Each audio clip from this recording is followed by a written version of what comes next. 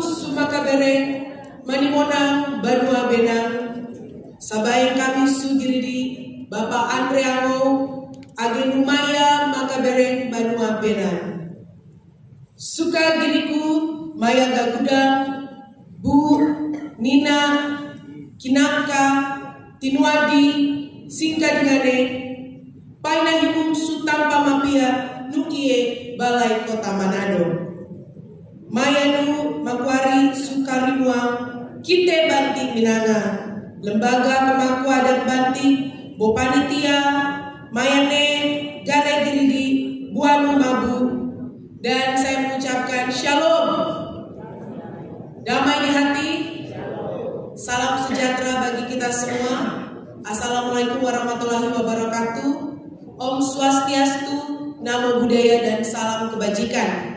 Mari kita naikkan ucapan syukur kita kepada Tuhan oleh karena berkat dan rahmat-Nya sehingga pada hari ini kita dapat berkumpul bersama-sama dalam bincang kultural budaya Batik Malalayang dalam rangka Festival Seni Budaya Batik dan peringatan ke-76 tahun gugurnya pahlawan nasional Robert Walter Mongisidi, di mana puncak acara akan diselenggarakan pada tanggal 5 September 2025. Tangkah Muda! Tangkah Muda! Tangkah Muda! Untuk itu saya mengundang seluruh hadirin untuk berdiri.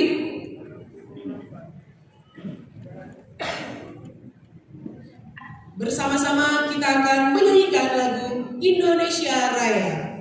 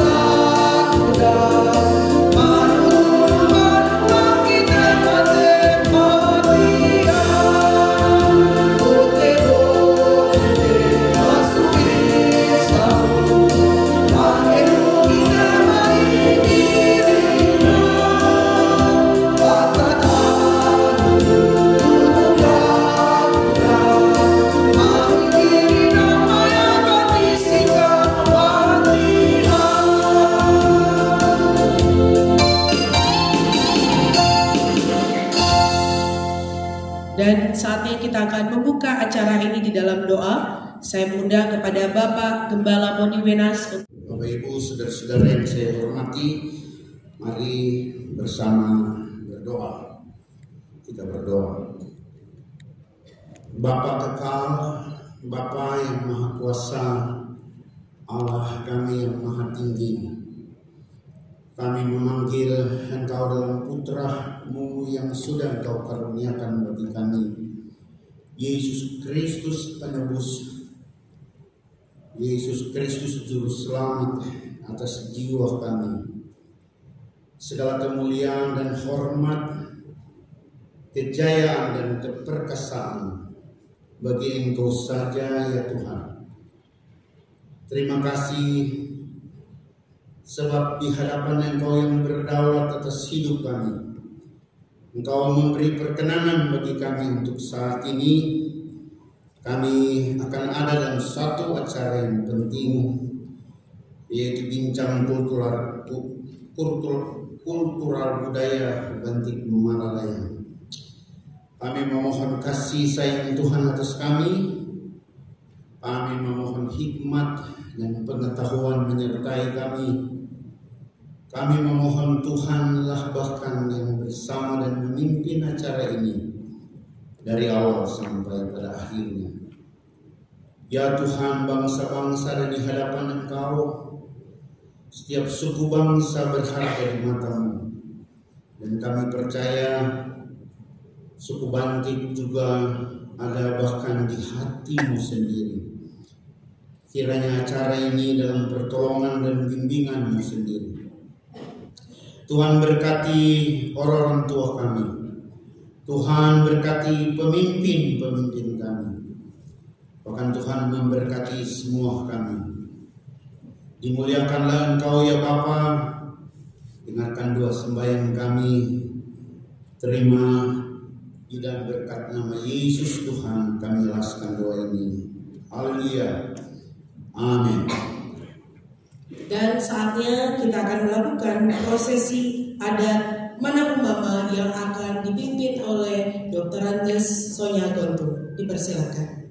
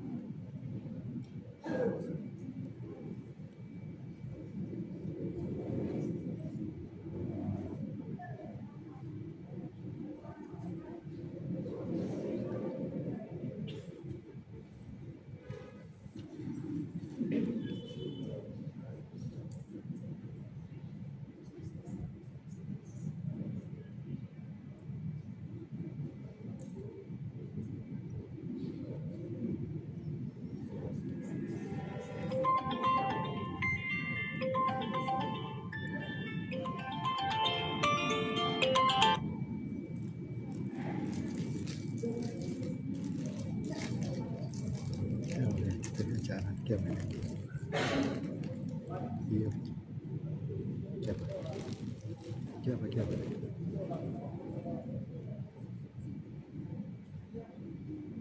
Iya deh.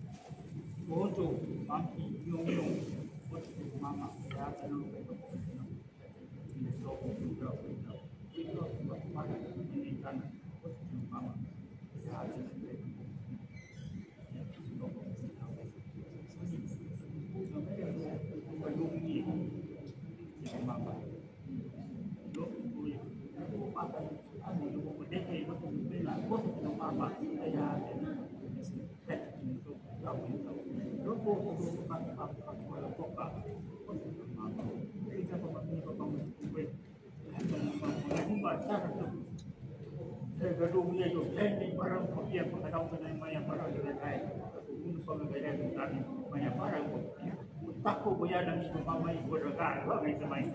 misalkan kementerian punya tim berani dia jadi itu sangat banyak. Terima kasih.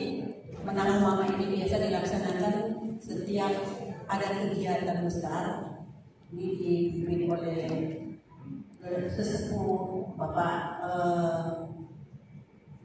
Yopi Simon. Jadi untuk diketahui bahwa ini biasanya dilaksanakan sebelum acara dimulai, tetapi ini adalah proses. Kita akan memperkenalkan budaya Bandi, diawali dengan menanam mama. Assalamualaikum warahmatullahi wabarakatuh. Salam sejahtera bagi kita semua. Om Swastiastu, Namo Buddhaya, salam kebajikan. Merdeka! Yang terhormat Wali Kota Manado Bapak Andi Rano yang saat ini masih dalam perjalanan untuk menyesuaikan nanti. Yang terhormat Sekretaris Provinsi Sulawesi Utara atau yang mewakili,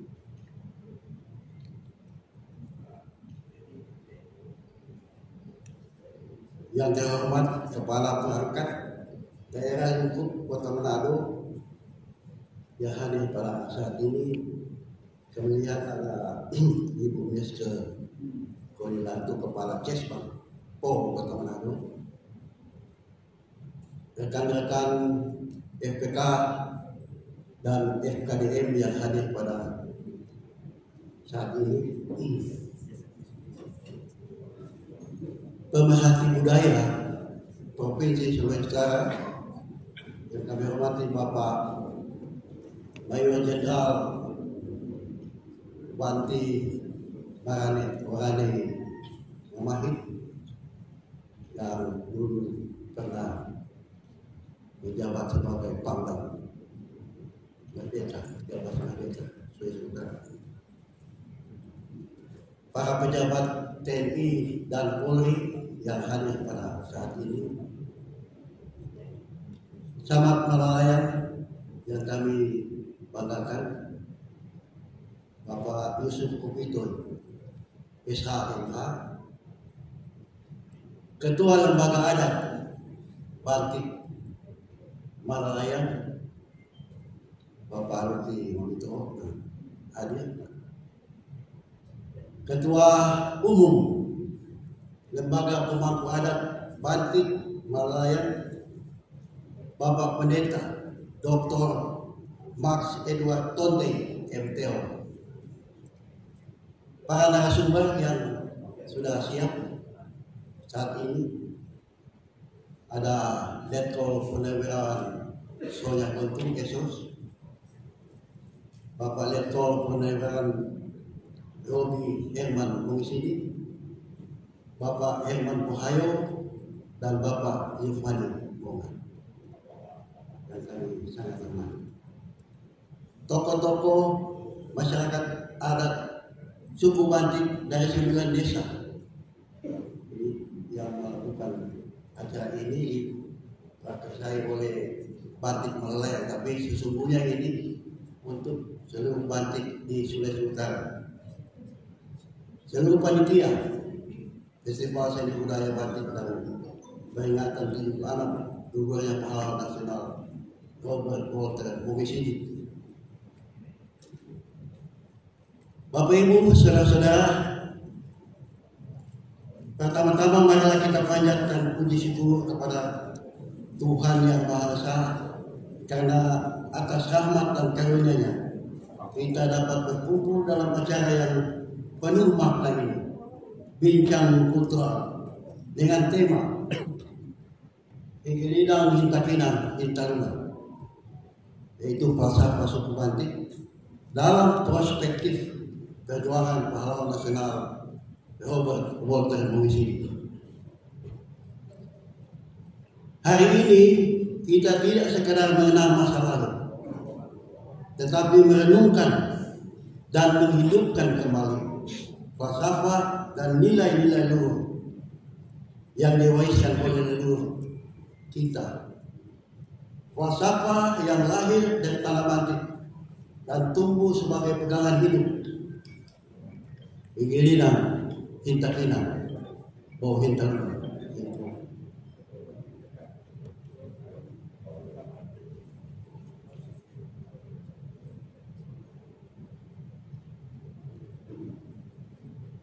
Selamat datang Pak Wakil Wali Kota Manado, Bapak Dr. Richard Sualam.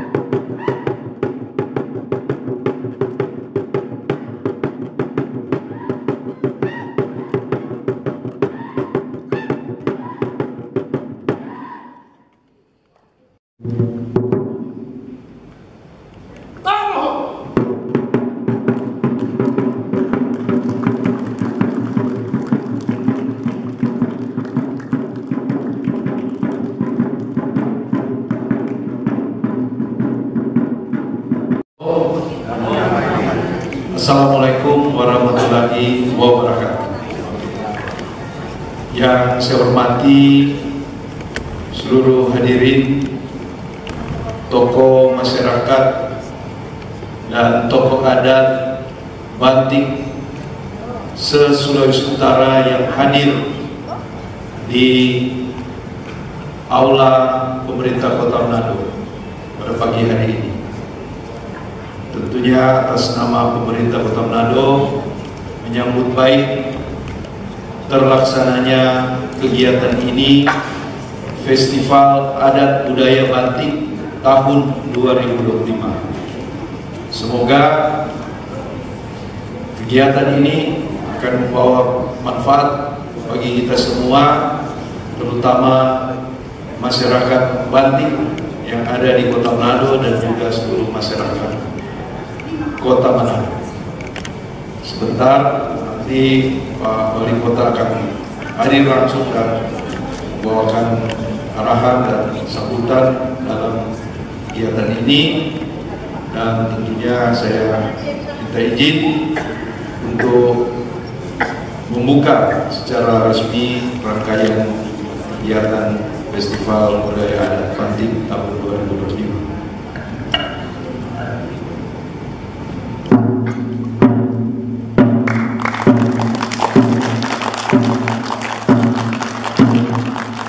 Tuhan memberkati kita semua. Wassalamualaikum warahmatullahi wabarakatuh.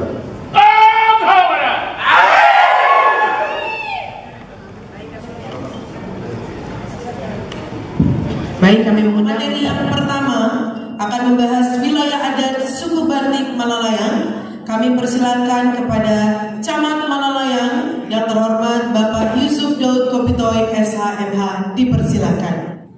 Salam sejahtera bagi kita sekalian. Shalom. Damai di hati. Merdeka. Impulano.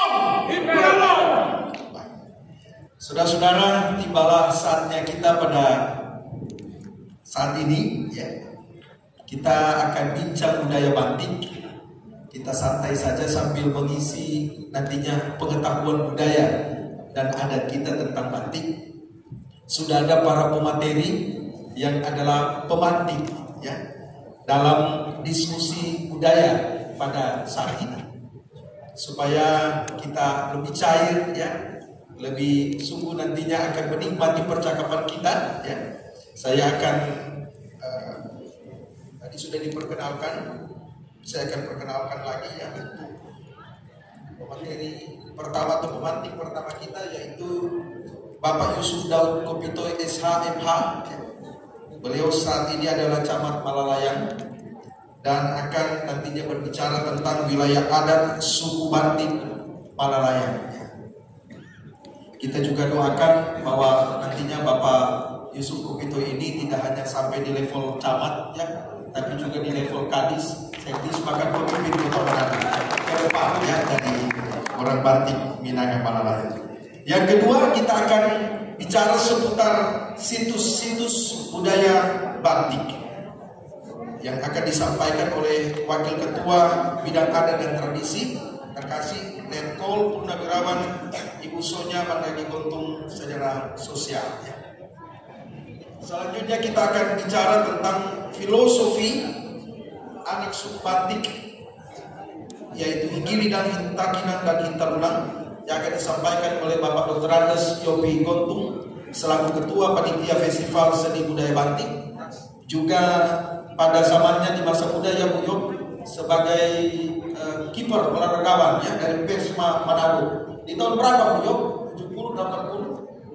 70-80 ya, selincah-lincahnya di tahun 70-80, saat ini masih energi, ya.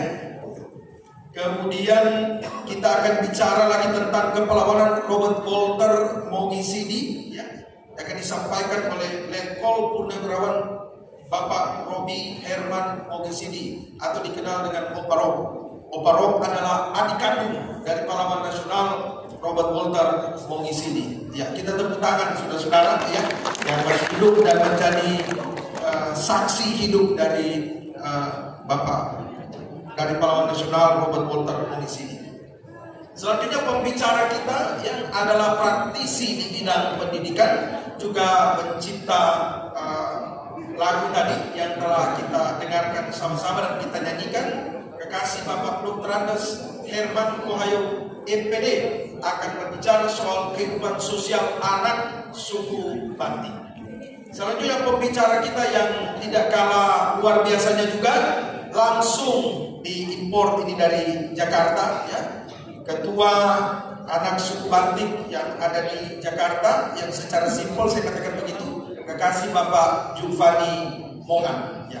Beliau memang bersedia untuk tinggal beberapa waktu begitu ya, Bu Fani, yang seharusnya harus kembali ke Jakarta dalam urusan-urusan keluarga dan juga apa yang ada, tetapi pengabdian pemberian diri dari Bu Fani ini sungguh luar biasa. Baik, kita akan segera mulai bincang-bincang ini, saudara-saudara. Sebelumnya kita tepuk tangan dulu untuk para pemateri dan juga untuk kita semua. Setiap pemantik atau pemateri akan diberikan kesempatan 5 menit. Artinya akan menyampaikan materi secara mendasar dulu atau secara mendalam. Setelah itu nantinya akan ada sesi tanya jawab, 2 sesi setelah semua pemateri ini selesai untuk menyampaikan materinya. Ya, tidak berlama-lama kita mulai untuk pemateri pertama saat ini dari Camat Malalayan Kekasih Bapak Yusuf Daud Kopitoy SH.MH akan bicara soal wilayah adat suku Bantik Malalayan. Untuk waktu yang pertama, 5 menit pertama disilakan. Yang saya hormati Pak Ketua, bahkan tua-tua, bahkan kita semua yang ada pada saat ini, mohon maaf, izin kami langsung akan menggunakan waktu yang sangat singkat ini, 5 menit. Mudah-mudahan dapat menyampaikan dengan baik dan maksimal. Wilayah adat suku Bantik Malalayan oleh kami selaku Camat Malalayan adalah salah satu lokasi penting yang menjadi pusat komunitas suku Bantik. Pemukiman suku Bantik di Malalayan memiliki sejarah panjang dan masih memegang teguh adat istiadat serta warisan leluhur, meskipun telah mengalami perubahan dan perkembangan di lingkungan perkotaan. Berikut saya tampilkan profil singkat tentang Kecamatan Malalayan yang mempunyai luas wilayah 2.697,62 hektar dengan jumlah penduduk 55.335 jiwa, laki-laki 27.805 jiwa, perempuan 27.530 jiwa, jumlah kepala keluarga 15.205 kepala keluarga, jumlah kelurahan 9 kelurahan, jumlah lingkungan 67 lingkungan. Satu catatan penting, di sana terdapat suku Minahasa 52,9395%, Sengige 16,13%, orang Bantik ada 9,69%, sedangkan etnis lainnya 21,23%. Suku Bantik itu tersebar paling banyak di 4 kelurahan, Malalayan 1 Timur, Malalayan 1, Malalayan 1 Barat, Malalayan 2, dan terbanyak ada di Malalayan 1. Bapak Ibu, seperti kehidupan, demikian pula dengan pembangunan. Pemerintahan yang terus berjalan dalam tatanan kehidupan berbangsa dan bernegara, termasuk di situ pasti ada pembangunan. Orang semua tahu tanggal 14 Juli Kota Manado akan berbilang usia ke-402 tahun. Di bawah kepemimpinan Bapak Wali Kota Andre Ango, Bapak Wakil Wali Kota Bapak Rizal Suwalang, kita bisa menemukan dengan jelas luar biasa pembangunan saat ini. Itu sangat jelas ditunjukkan dengan PDRB Kota Manado tahun 2024 pada angka 115 juta. Angka tersebut mendominasi bahkan memberi andil terbesar terhadap bahkan juga untuk PDRB Provinsi Sulawesi Utara. Kota Manado punya dongkrak besar untuk PDRB Provinsi Sulawesi Utara. Sikap menjaga dan meningkatkan kehidupan keimanan dan ketakwaan kepada Tuhan Yang Maha Esa pasti akan membuka semua jalan di setiap aspek kehidupan untuk kita tingkatkan. Paling terakhir adalah saya mengajak kepada kita semua, mari secara sadar kita tingkatkan kemampuan kita masing-masing, kemampuan kita secara bersama dan kemampuan kita untuk bersama. Kita bisa mampu secara individual, tetapi saat ini kita dituntut untuk mampu juga bersama-sama, mampu hidup berdampingan, baik sesama orang batik tetapi juga dengan semua orang apapun suku dan etnis. Mengenali, menemukan dan mengembangkan potensi diri adalah cara menjawab lajunya akselerasi pembangunan. Pola konstruktif tersebut bukan hanya akan memberi peran positif pada pembangunan, tetapi otomatis menjadi nilai istimewa terhadap keberadaan suku batik itu dan menjadi kebanggaan kita semua orang-orang Batik. Iklidan, Intakinan, Hintalunan, mudah-mudahan Bomabia, Parade. Demikian, terima kasih. Terima kasih ya. Pemateri atau pemantik pertama dari Camat Malalayan Bapak Yusuf Daud Kopito SHMH. Memang dimaksimalkan waktunya 5 menit ya, luar biasa. Saya mencatat ya satu hal ini. Ingin tahu tentang budaya Bantik khususnya? Ini adalah batu benang bertempat di kompleks perumahan kantor gubernur. Rumah dinas gubernur.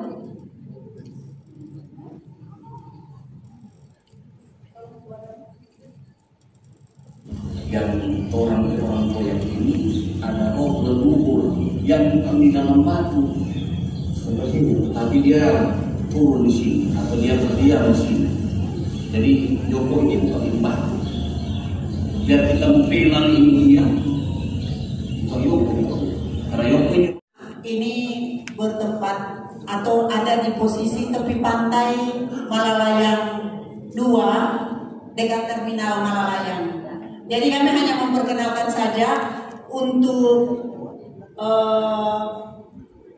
arti daripada situs-situs ini akan berhubungan dengan panitia atau pemantik. Ini adalah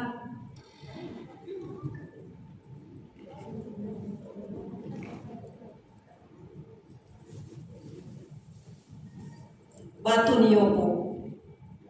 Batu Niyoko ini mungkin yang komunitas orang Bantik yang masih melakukan budaya di sini sangat suci.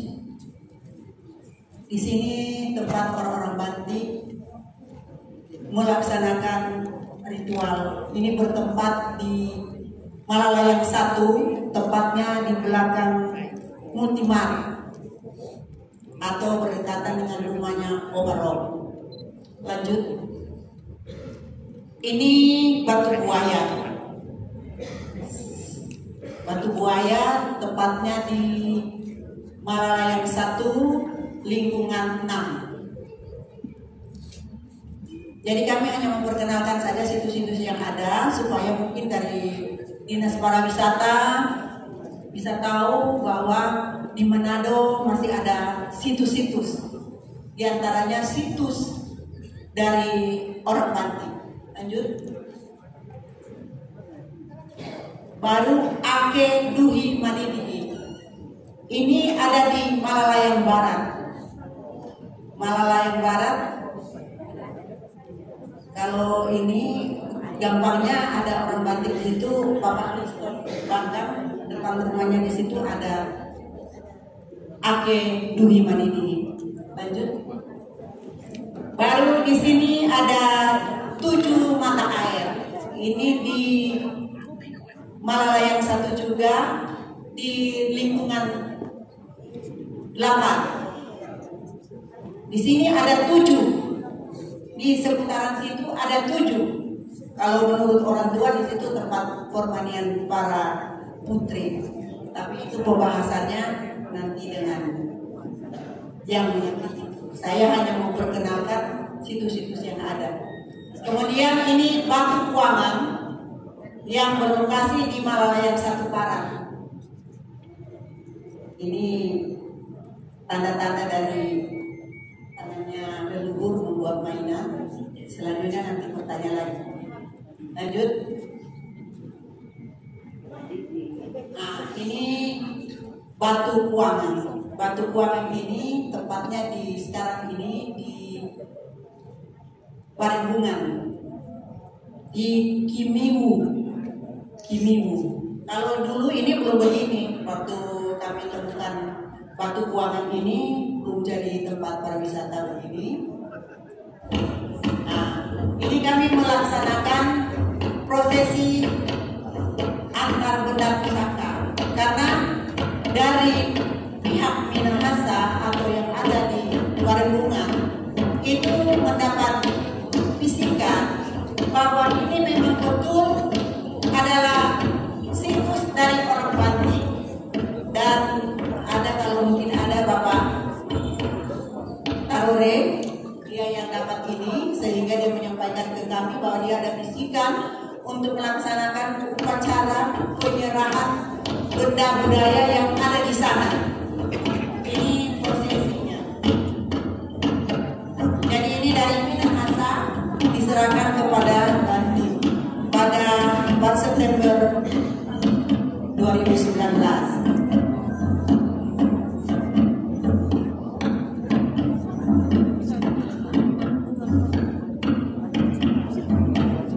Jadi kami dari komunitas Batik Malalayang bukannya tidak ada, tetapi kami secara kelompok selalu melaksanakan budaya-budaya Banti. Nah, saat ini kami dari panitia memberanikan diri untuk memperkenalkan kepada masyarakat luas bahwa batik itu ada di Sulawesi Utara.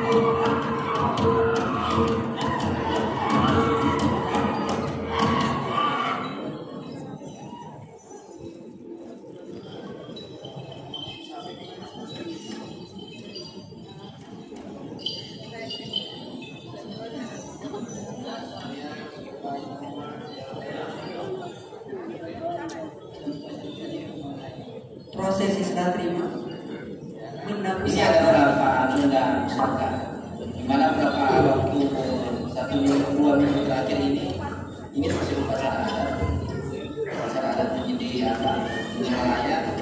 Baru sebaru pulang dalam rangka serah terima ini melihat secara adat ini. Ini diceritakan di guys. Ini ada yang terlalu lama, ada yang sudah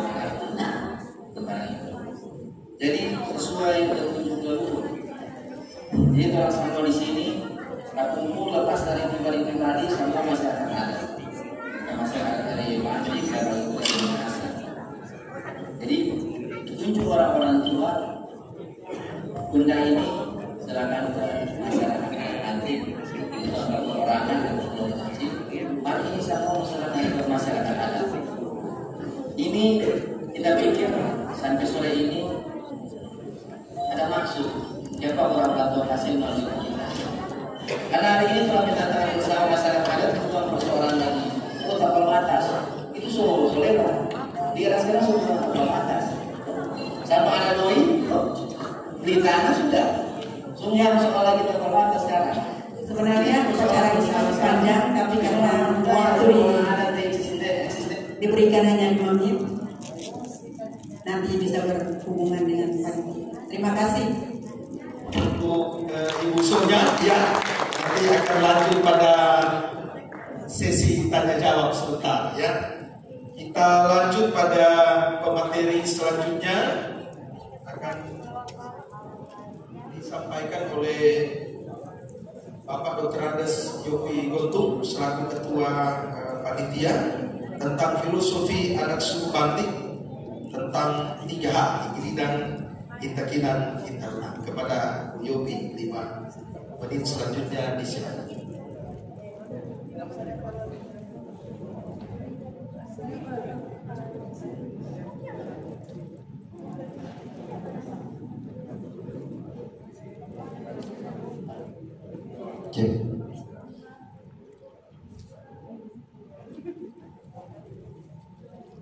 Baik, terima kasih Bapak Ibu yang kami hormati, para pemerhati budaya yang hadir pada kesempatan ini. Saya diberikan kesempatan untuk memaparkan filosofi anak suku Bantik. Jadi bukan cuma anak suku Bantik Malaya, tapi secara menyeluruh sampai di daerah Kota Bola Mongondo. Tetapi saya ingin melengkapi pemateri yang tadi yang telah membawakan tentang situs. Di situ ada beberapa situs yang ada di Malaya dan di Kota Manado. Keberadaan situs itu kami menganggap bahwa ini situs ini sering berinteraksi dengan kehidupan manusia. Jadi bukan batunya gitu, ya. Dan di situ menjadi pertanda bahwa kehidupan orang Batik sudah lama ada. Sebab ada dari Departemen Purbakala telah mengetes itu batu yang ada di Kuangan. Itu batu itu sudah berumur ribuan tahun. Dan ada dari peneliti dari Jerman yang kebetulan saya bawa juga itu, katanya India memang sudah berabad-abad. Dari oleh karena itu saya menyimpulkan bahwa anak suku Bantik itu sudah lama di Malaya. Baik, terima kasih. Jadi kehidupan anak suku Bantik itu dari turun-temurun, dari tetua, dari leluhur. Untuk kehidupan manusia anak suku Bantik, mereka memberikan satu prasangka dalam kehidupan, yaitu Hinggilinang, Hintakinan, dan Hintarunang. Nah, di sini kami mengangkat bersama anak suku Bantik ini dalam perspektif perjuangan pahlawan dan Hintakinan, Hintarunang. Hinggilinang berasal dari kata lidi yang berarti kasih. Nilai ini menekankan pentingnya hidup dalam kasih sayang, baik terhadap sesama, dalam masyarakat maupun terhadap bangsa dan negara. Dalam konteks ini kita bukan hanya bersifat emosional, tetapi merupakan prinsip dasar dalam menjalin hubungan sosial dan menjaga solidaritas politik. Ini menandakan kasih dalam kehidupan bermasyarakat. Lanjut, kedua, Hintakinan, yaitu berasal dari kata tumaki. Hintakinan ini mengandung arti membela atau membantu. Nilai ini menggambarkan sikap saling menolong yang dilandasi rasa sepenanggungan dan dedikasi tanpa pamrih.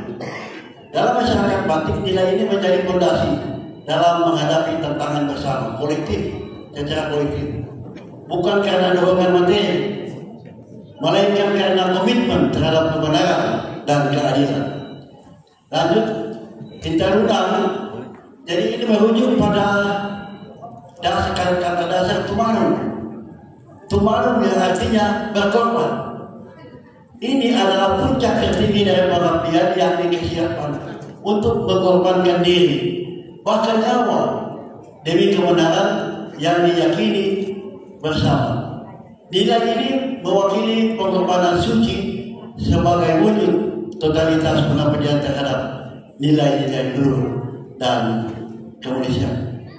Jadi apa relevansinya dengan perspektif perjuangan pahlawan nasional Robert Walter Muhyiddin?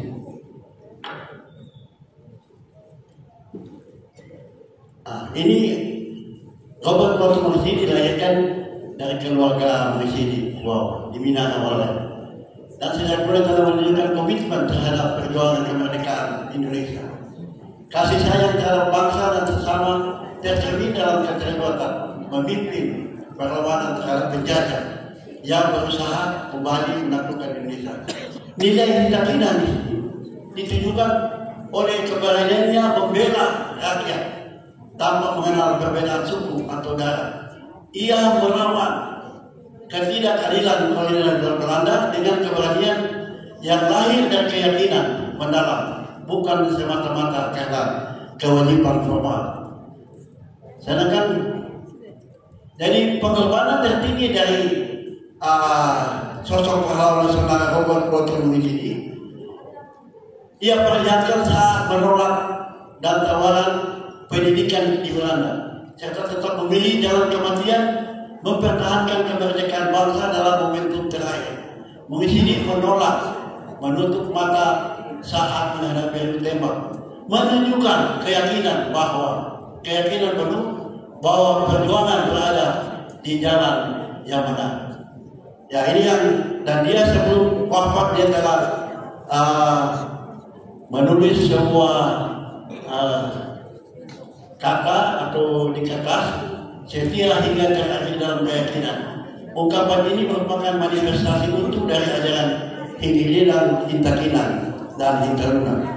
Jadi 3 prinsip dalam kehidupan anak suku Batik ini memang sudah turun-temurun dari leluhur, sehingga Hinggili dan Hintakinan ini bukan diberikan, bisa saja lahir dari darah anak suku Batik dalam menghadapi sesuatu. Ya, barangkali karena waktu ini saja, nanti kita bahas sama-sama dalam acara selanjutnya. Terima kasih. Iya, kita tepuk tangan untuk pemantik kita yang ketiga, Bapak Dr. Andes Yopi Gontung. Nanti akan berlanjut pemantik yang keempat, yaitu adik kandung pahlawan nasional Robert Walter Muhyiddin yang kekasih Letkol Purnawirawan Bapak Robi Herman Muhyiddin atau Opa Rob dalam panggilan akrab, akan membawakan tentang kepahlawanan Robert Walter Muhyiddin. Terima kasih atas kesempatan diberikan. Merdeka! Merdeka! Merdeka! Merdeka! Merdeka! Terima kasih. Walter anak yang keempat dari saudara-saudara ini, 3 orang meninggal masih balita. Yang paling sulung nomor 5 dan paling lucu. Waktu Walter lahir, seluruh tubuhnya terbungkus oleh selaput ari berwarna merah putih. Dan menurut penjelasan orang tua-tua di kampung, mengatakan bahwa anak ia makadinya berkataku sini. Itu bahasa Batik. Artinya anak ini akan jadi pemimpin dan disegani orang. Bisa mungkin ada relevansinya dengan apa yang dijalani oleh Walter. Walter setelah umur 7 tahun masuk sekolah di HIS, Holland Village School, yang dibuka sekolah suster ya. Kemudian dari situ masuk di Frater Don Bosco. Tapi hanya sampai kelas 2 karena Januari 42 Jepang masuk Manado. Jadi seluruh sekolah tutup. Kemudian bulan Maret sampai dengan Mei 42 Jepang membuka sekolah Go Chugako, sekolah guru lagi sekolah bahasa Jepang. Lokasinya di Jalan Kartini. Dari situ Walter masuk sekolah Omin Doyo, sekolah pertanian di Keaten, di atas Kasen, ke bawah. Dari situ Walter masuk lagi sekolah Sensei Nippongo Kyoin Kanjerkan Yo Seisha. Artinya sekolah guru bahasa Jepang dan pegawai sipil. Dari tanggal 3 November 42 sampai dengan April 43, 6 bulan. Jumlah pelamar 400-an, yang lulus 200, termasuk 50 orang perempuan atau wanita. Jadi mereka ada 4 kelas, tiap kelas 50 orang. Walter masuk di kelas 3. Setelah selesai sekolahnya, saya jelaskan lagi. Dulu sekolahnya itu di Saga Kebohon, sekolah Katolik itu Kebohon. Selesai itu Walter jadi guru di Balalayan 1 bulan, kemudian pindah di Lutung, kemudian pindah lagi ke Luwu Bagai di Sulawesi Tengah. Kemudian bulan November tahun 43 Walter kembali ke Manado. Dari situ tanggal 15 November 43 Walter ke Makassar. Tiba di Makassar awal Desember tahun 43. Kemudian di Makassar dia masuk di sekolah Chugako, tapi tidak diterima karena bukan anak bangsawan atau pegawai Belanda. Jadi Walter masuk lagi di Chugako.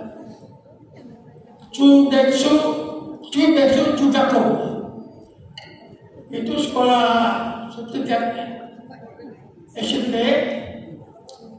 untuk umum. Karena masuk di Chugako dan tidak diterima. Kemudian dari situ Walter masuk lagi. Pendidikan itu selama 4 bulan. Selesai itu masuk lagi pendidikan sekolah pegawai. Di situ ada, sebelum selesai pendidikan, sekolah mengadakan lomba cipta puisi atau botek, kami panggil saja botek. Dia memasukkan 30 judul puisi dan keluar sebagai juara 2. Sesudah itu Walter ke Bone, dari Bone ke Rantepao, Tanah Toraja, dan kerja di salah satu perusahaan Jepang dengan gaji 25 rupiah per bulan. Bulan Mei 44, Walter kembali ke Makassar dari Rantepao, kemudian bekerja di salah satu perusahaan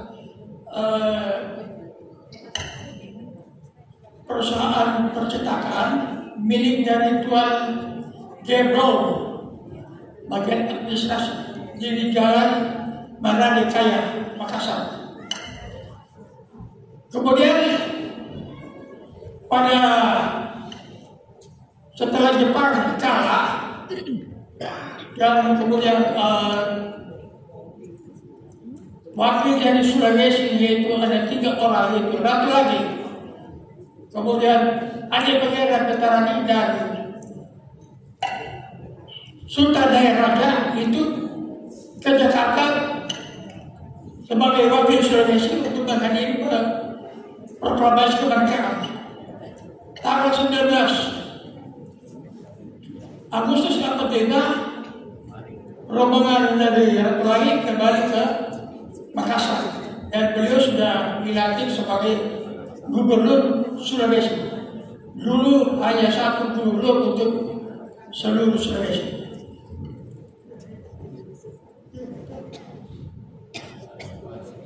Sebetulnya masih banyaknya. Yang terakhir karena waktu ikut dalam revolusi akhirnya ditangkap dan dijatuhi hukuman mati. Waktu sebelum ditembak, Bote pegang tangan dulu sebut kepada petugas, dia mengatakan tembak yang tepat. Saudara-saudara tidak bersalah karena hanya melaksanakan perintah atasan. Kemudian Bote dibawa ke tempat penembakan di Telok itu, Pacidan Telok sekarang di Kapolda 14 Asabudi. Waktu begitu katanya mulai sebelum itu acara eksekusi dipimpin oleh pendeta dan satu dia Purkan, tentara Kediri asal Manado, dan beliau membawakan nasinya adalah Tuhan adalah gembala, Mazmur 23. Sesudah itu waktu mau ditembak matanya mau ditutup, menolak. Dia bilang, saya dengan hati terbuka ingin melihat peluru penjajah menerpas diriku. Dan sesudah saya berteriak merdeka 3 kali, baru tembak. Kemudian setelah ditembak,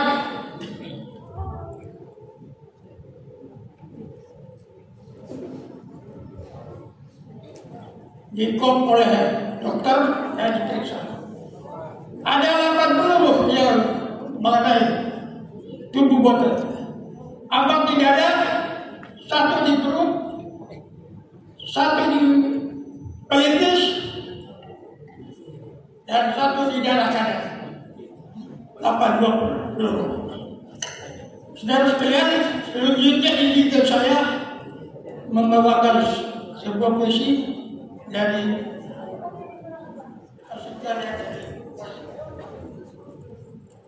judulnya adalah Pertarungan Kesusahan Cina dikala bebas betapa indahnya hidup penuh kedamaian, tetapi saya itu belum terwujud.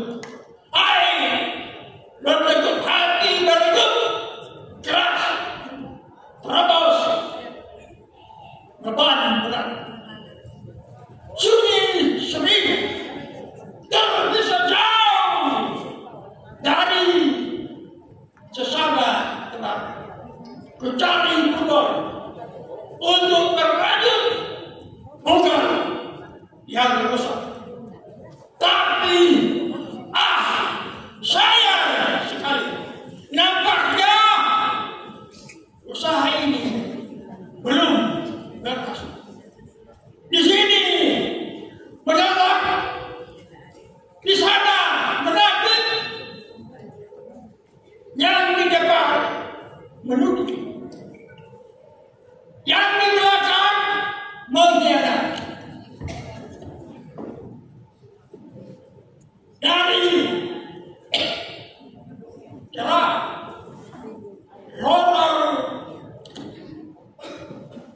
bertabur kegelapan, aku berdiri seorang diri kepada ke kanan, pada pula ke kiri, juga ke belakang.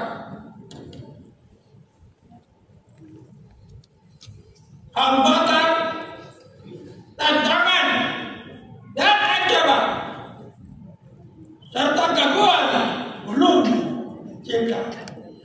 Lalu aku sujud sembah dan berseru, Allah ya Bapa, Allah yang Maha Besar, ampuni hamba-Mu.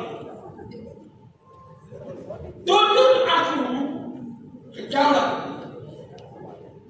tarik nafas dengan semangat membara, pandangan cari keadilan belum berakhir.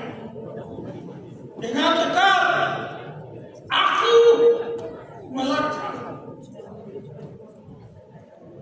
kebas debu gengar yang melekat, semua yang kotor yang najis harus dihilangkan dengan penuh keyakinan dan iman yang teguh, mencari pintu ke surga. Di sana aku bertemu di kaki salib Kristus Yesus. Ada kedamaian dan sejahtera. Dia Raja di atas segala raja. Dengan kemerdekaan tanah airku, mempersembahkan tubuh, jiwa, warga. Terima kasih Bapak Robi dari sini. Kami ucapkan selamat datang kepada Wali Kota Manado. Ya, para hadirin semua silakan mari saya jemput kita untuk berdiri. Ya. Bapak Andre Ago, selamat datang Pak Wali.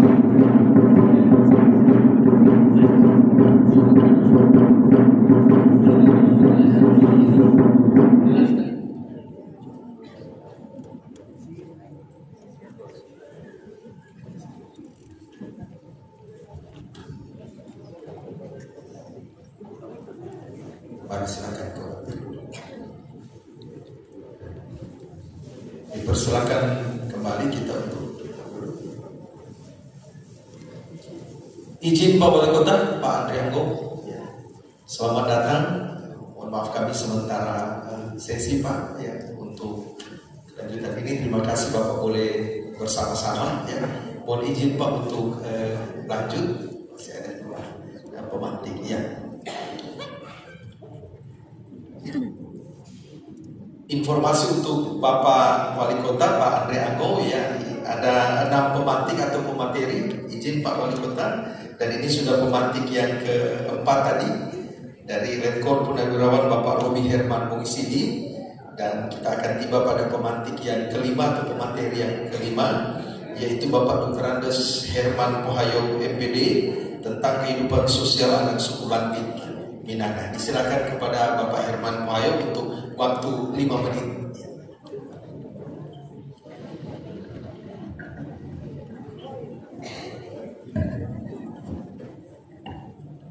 Yang saya hormati Bapak Wali Kota Manado, para undangan, khusus untuk suku Bantik Silipung dan Garamo, Sumaya Kegudang, Tuhan, Usumaya Tongan Tanah Ibu Sultan Bayar. Saat ini saya akan menjelaskan sedikit tentang kehidupan masyarakat Bantik sejak dahulu hingga saat ini. Yang pertama, saya akan menjelaskan tentang tari Mahamba. Sebagai orang Bantik tentu kita harus memperhatikan benar-benar apa itu Mahamba. Jangan sampai ada orang tanya, tari apa itu Mahamba? Apa itu Mahamba? Entah oleh. Tari Mahamba adalah salah satu seni tradisional Bantik, suatu suku yang memiliki banyak kekhasan atau kekhususan. Seni tari yang menjadi sarana pengungkapan perasaan secara keseluruhan atau komunal dari orang Bantik itu sendiri. Dengan terpencarnya mereka ke dalam suatu pusat pemukiman-pemukiman, di antaranya yaitu di Malalayan, ialah arah barat daya dari Kota Madia Manado, Molas, dan Boyong. Tentu mereka semuanya itu sangat merindukan perjumpaan, kebersamaan, persatuan, dan kerukunan yang menjadi nilai-nilai daripada keberadaan dari suku Bantik itu sendiri. Nilai-nilai persatuan dan kerukunan ini tercermin sangat jelas dalam bait-bait syair yang dinyanyikan dalam tari Mahamba. Syair-syair yang dikubah para leluhur yang karena di zaman dahulu masih kurang komunikasi, masih terbatas alat-alat telekomunikasi dan sebagainya, sehingga karangan-karangan dari orang tua-tua dahulu itu pada tari Mahamba ini hanya sebagian kecil. Arti harafiah Mahamba ialah bergembira dan bersukacita. Jadi Mahamba itu bergembira dan bersukacita. Artinya dalam suatu perjumpaan, kebersamaan, dan persatuan. Tari Mahamba kemudian menjadi bagian dari setiap upacara dan perayaan yang membahagiakan, seperti naik rumah baru, panen hasil bumi yang melimpah, dan lain-lain. Simbol-simbol kebersamaan dalam Mahamba tampak pada letak, gerak, dan komposisinya. Ada kalanya berjejer, ada pula yang melingkar. Semangat kebersamaan yang sama pun jelas dalam tarian. Di samping tari perang, mereka sangat tersokong pada waktu itu. Sumisi sambil menyanyi, setiap penari meletakkan tangannya di atas pundak penari yang lain sebagai simbol kebersamaan dan persatuan. Yang kedua ialah Matung Kobe. Matung Kobe, penari bergandengan tangan membentuk lingkaran sembari bersorak-sorai, membentuk tari kecintaan dan keagungan terhadap orang yang berjasa dari masyarakat Bantik dan bangsa pada keseluruhannya.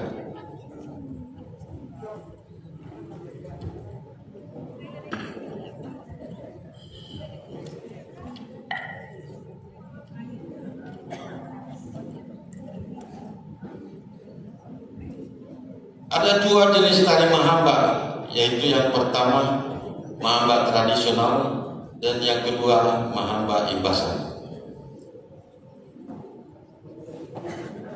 Penyertaan penyanyi atau solo atau duet dan trio diiringi dengan tabuhan tambur membentuk formasi yang beraneka ragam yang memiliki makna, yaitu kebersamaan. Mahamba tradisional atau asli itu dengan Mahamba tari maengket dari telah diselaraskan dengan daerah-daerah Minahasa lainnya. Lagu lainnya yaitu Mahamba berjudul Kayu Dondo. Petikan syairnya yaitu Kayu Dondo 5 mote agen masuk pagate.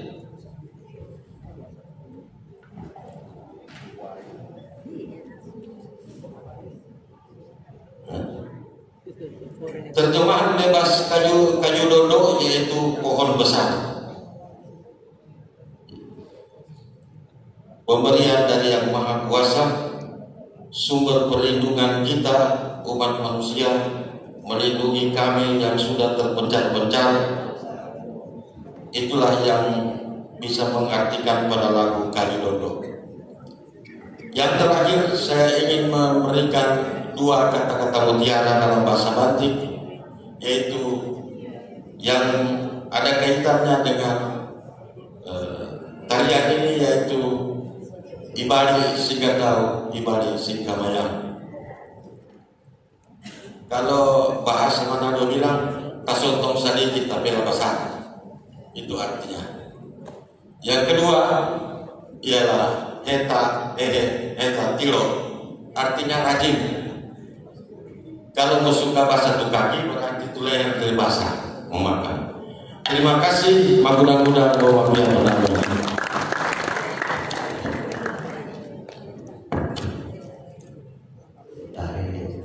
Terima kasih ya untuk pemateri kita, pemateri kelima Bapak Dr. Andes Herman Kohayo MPD ya. Jadi tadi basah kaki, basah leher. Ya, nanti kita akan lanjut tentang kehidupan sosial ala suku Batik Minanga Malalaya. Selanjutnya materi terakhir 5 menit terakhir ya, yang disampaikan oleh Bapak Jufani Mongan tentang tradisi adat budaya Batik dalam lingkup Dodio modern. Beliau ini adalah ketua Batik yang ada di Jakarta. Dan selanjutnya disilakan kepada Bapak Jufani Mongan. Terima kasih. Mamona no papedao no suruh iye sutampang apian iye dayo kada beso mabu. Ka wano mabu iyo maya iye muari kite banti Minanga warin mahimu mabakidi to maparoto kapudan mo harta banti kite. Suka keliling kami, semua kebiring Banua Benang, sabayan kami, suka keliling kami, Bapak Wali Kota Manado, Bapak Andre Angno yang sangat kami banggakan, siring kami dan Su Mayor Jenderal TNI Purnawirawan Mamahit, pemerhati budaya yang hadir bersama-sama dengan kami.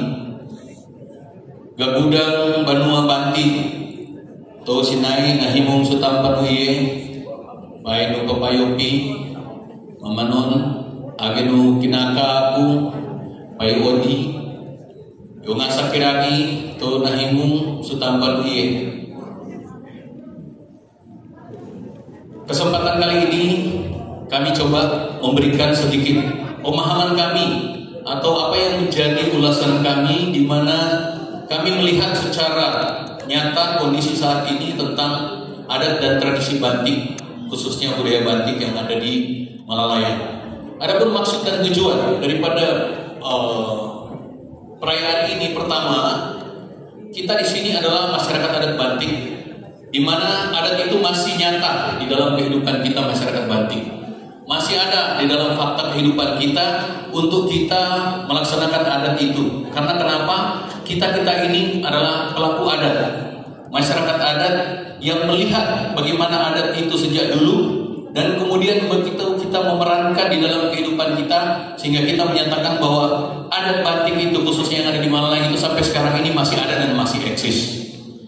Tujuan kami juga untuk menyampaikan kepada pemerintah, lebih khususnya pemerintah Kota Manado, bahwa untuk dapat bisa melihat bahwa kami itu ada dan eksis di ruang lingkup kami. Tujuan daripada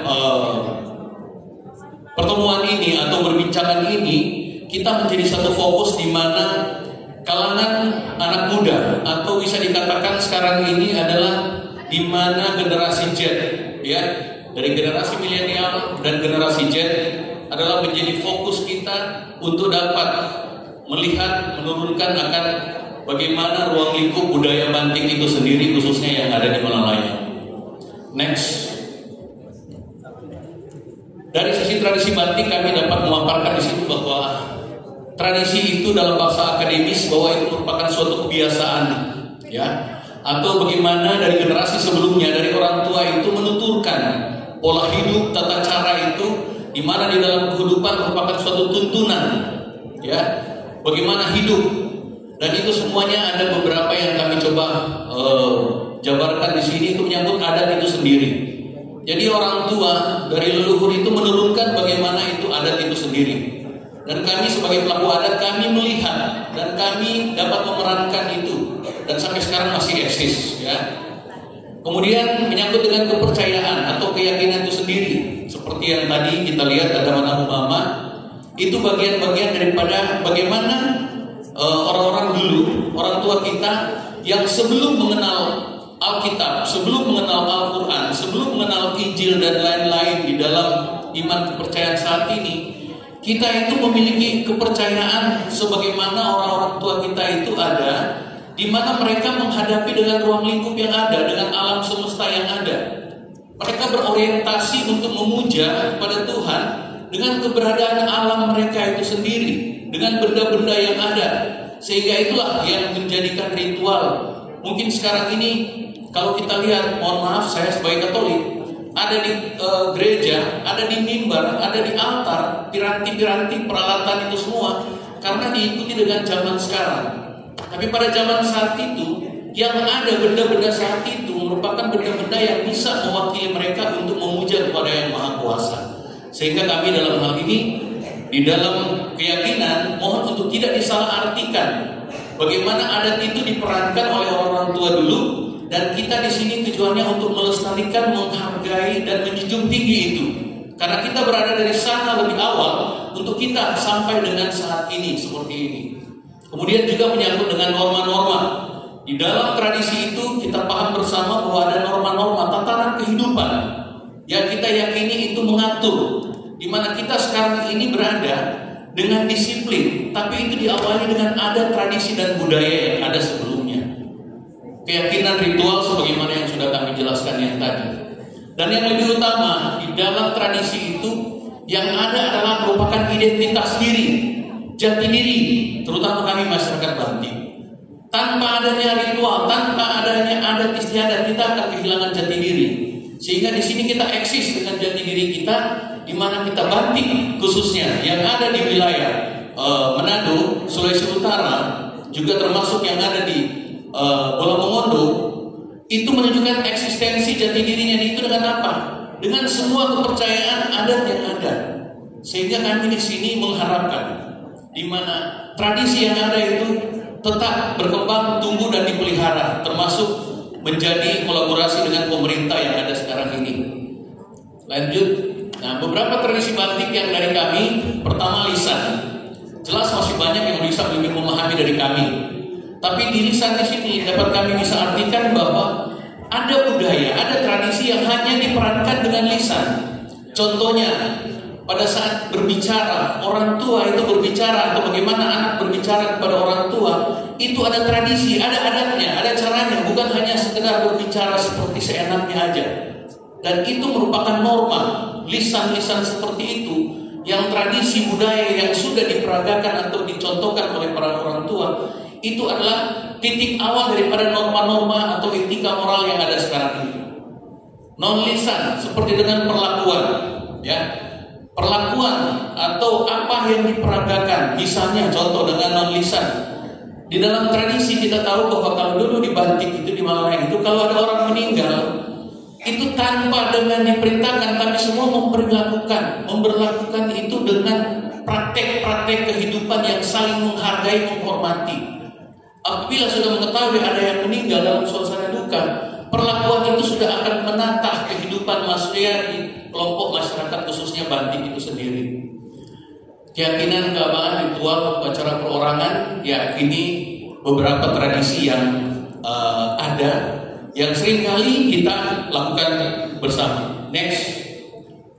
Fungsi tradisi menjaga identitas bahasa, memelihara nilai-nilai norma, kepercayaan itu sendiri, baru kemudian gotong royong, perayaan-perayaan adat, ya, wadah kreativitas. Nah, ini yang harus menjadi perhatian kita bahwa apakah itu tradisi, bagaimana tradisi itu adalah merupakan wadah kreativitas atau referensi pendidikan, menjadi sumber inspirasi menciptakan karya seni, musik dan lain-lain.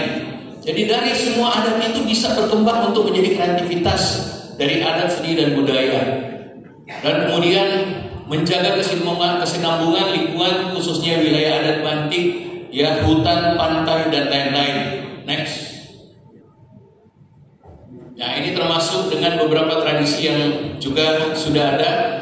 Saya yakin masih banyak daripada tradisi-tradisi yang ada, tapi mungkin kita perlu waktu lebih khusus lagi dengan panitia, dengan lembaga, dengan orang-orang tua untuk lebih mengupas semuanya ini agar supaya ini bisa dapat dirumuskan kembali untuk menjadi satu catatan, satu rumusan kesimpulan yang dapat direferensikan kepada anak cucu kita untuk menjadi bahan acuan referensi pendidikan ya.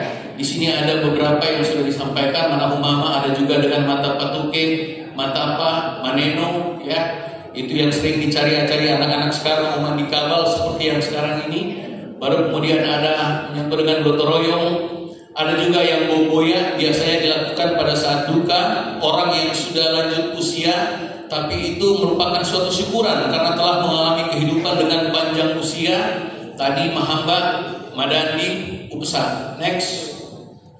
Nah, ini yang biasanya orang sering mempersepsikan bahwa ini adalah animisme. Tapi kami sebagai masyarakat adat Bantik, katotonan atau kesaktian, ya, karisma, talenta yang ada, mohon untuk bisa dipahami bahwa inilah berkat-berkat, ya, daripada pribadi-pribadi orang Bantik yang didapatkan itu melalui dengan ritual di pada zaman saat itu, dibutuhkan sesuai dengan zaman pada saat itu, bahwa katotonan atau kesaktian itu memang ada secara ritual dan itu pada waktu zamannya. Kalau dulu zaman perang dibutuhkan pada saat itu. Itulah yang didapatkan di dalam hasil doa dan merupakan karisma atau talenta yang ada.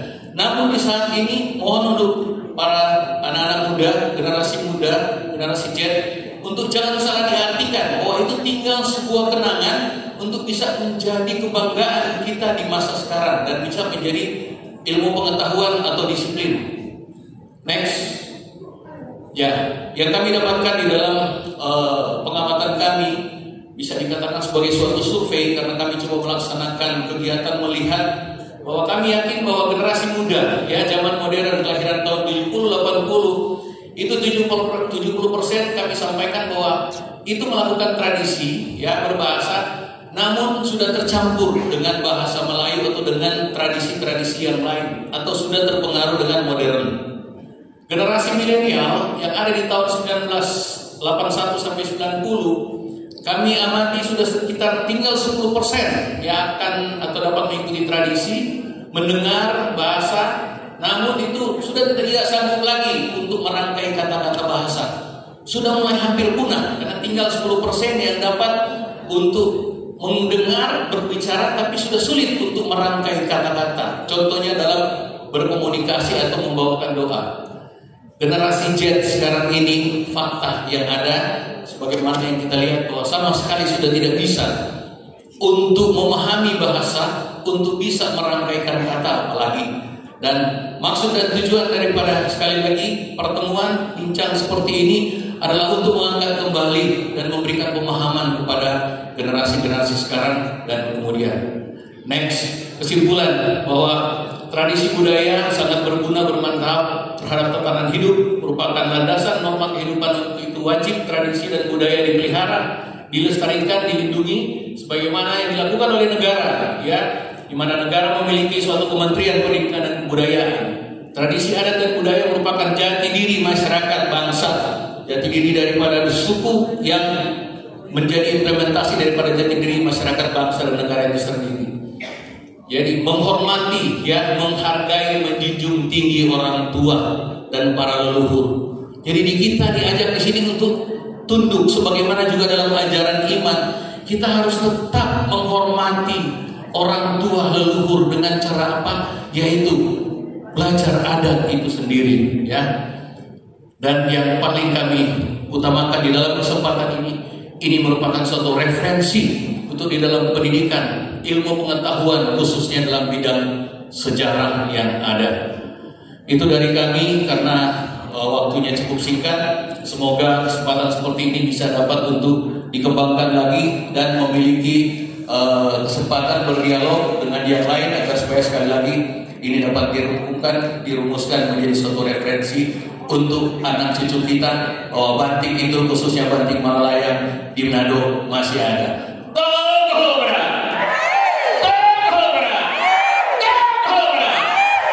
Terima kasih. Terima kasih, demikian bincang kultural yang nantinya akan kita lanjutkan kembali. Dan saat ini bersama mari kita sambut tarian Mahabbah.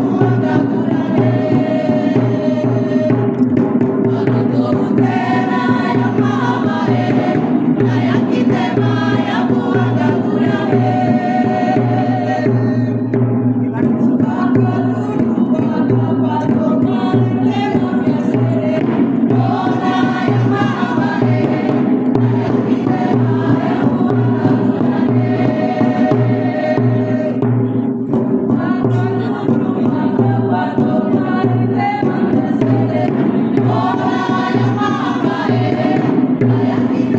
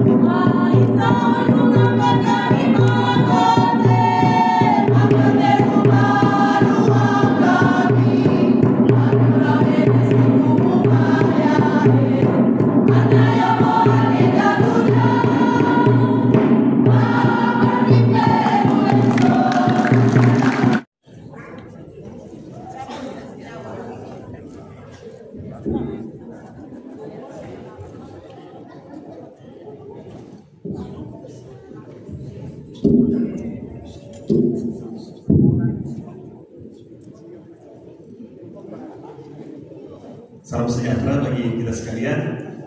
Assalamualaikum warahmatullahi wabarakatuh. Om Swastiastu, Namo Buddhaya, salam kebajikan. Yang saya hormati Majen Purnawirawan Wanti Warani Mamahit, dan saya hormati Ketua Lembaga Pemangku Adat Batik Malayan, Pak Pendeta Max Edward Tonte, yang saya hormati para materi, Pak Camat Malayan, Ibu Sonya Gonti, Pak Yopi, Pak Letkol Purnawirawan Robi Herman Pungisidi, Pak Herman Pohayo, dan Pak Yufani Mohan. Yang saya hormati pemerhati budaya Pak Rito Tarore,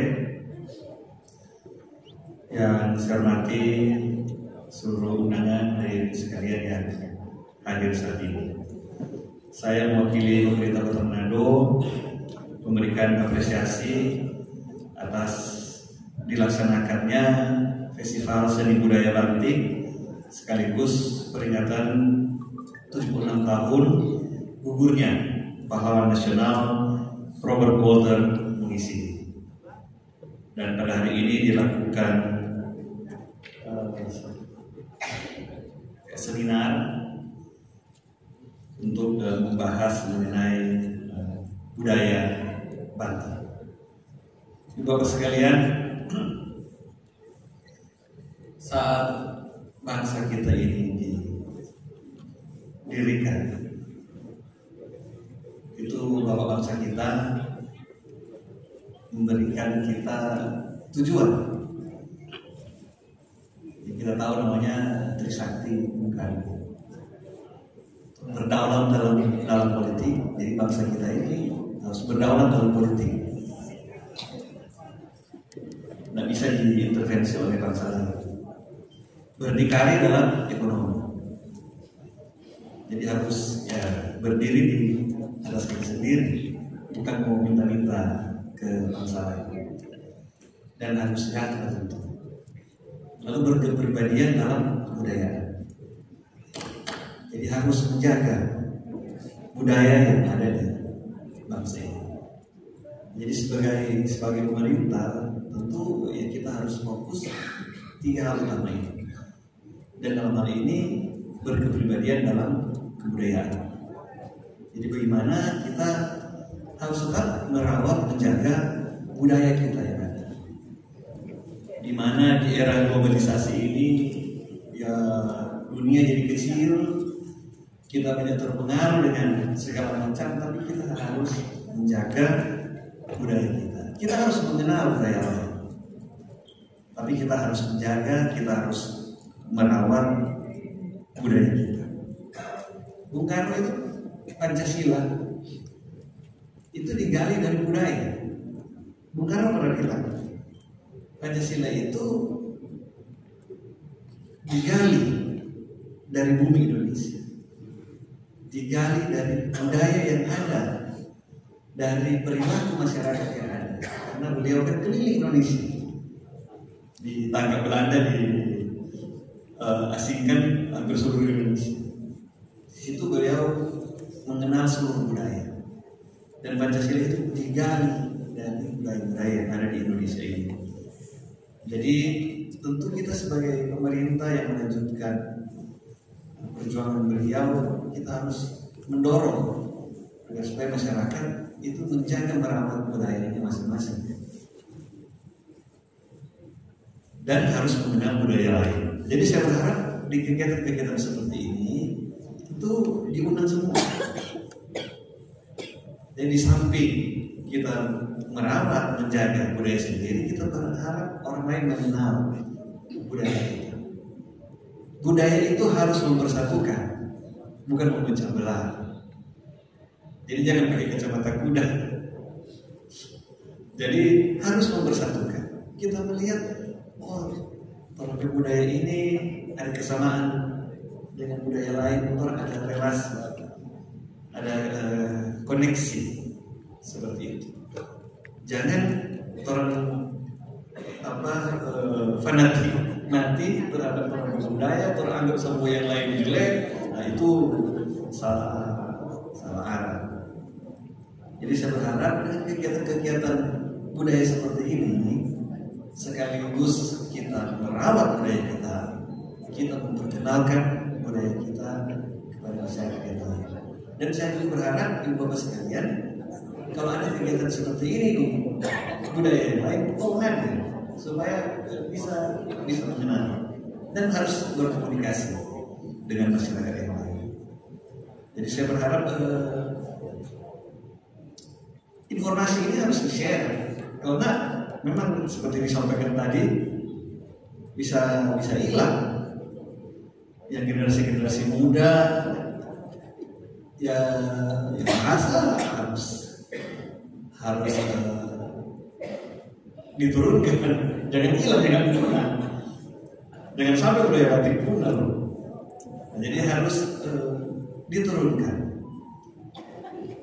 Kalau dulu orang tulis buku, nah sekarang mungkin saya terus buku ada di website. Di website itu bisa orang taruh film-film pendek dan sebagai dua cuma tulisan macam-macam. Jadi saya berharap kalau bisa ada website lah di mana orang bisa. Jadi orang lain juga kalau mau mencari mengenai budaya batik bisa cari di website tersebut dan dia bisa tahu. Dan termasuk juga anak-anak muda yang kemungkinan bisa dia nggak tahu, dia bisa cari tahu di situ dan dia akan tahu. Jadi sekali lagi saya memberikan apresiasi atas kegiatan ini. Saya berharap tentu ini semua bermanfaat bagi kita sekalian, bermanfaat untuk bangsa kita, mempersatukan kita. Saya juga memberikan apresiasi atas kita akan memperingati 76 tahun berdirinya Pahlawan Nasional Berkultur Mengisi. 76 tahun itu berarti di tahun ke-9. Memang kita, orang Jawa bilang kita merdeka 45. Jadi orang merdeka tahun 45. Tapi kalau penjajah ini dia rela, dia mau suka menjajah lagi karena saking menariknya orang ini. Orang bilang ini, kita pernah baca buku yang Yuval Harari itu. Dia bilang begini, Belanda itu pada dunia kedua 2 hari dia sudah menyerah pada Jerman. 2 hari Jerman masuk, dia sudah menyerah. Tapi habis perang dunia kedua 3 tahun lebih dia berusaha mau merebut Indonesia. Belanda. Oh, jadi bagaimana ini dia ketertarikan untuk menjajah Indonesia. 2 hari dia sudah menyerah ke Jerman. Karena pada dunia kedua 3 tahun setengah dia berusaha untuk tetap menjajah Indonesia. Ya termasuk di mana di periode di mana kuburnya Robert Walter mengisi di ini. Nanti Desember 49 di konferensi Meja Bundar itu baru orang benar-benar diakui oleh Belanda. Nah, jadi kita jangan bilang orang ini bangsa bertarung. Nyata banyak bangsa di dunia ini yang dekat kemerdekaan direbut. Bangsa yang lain demi penjajah kasih.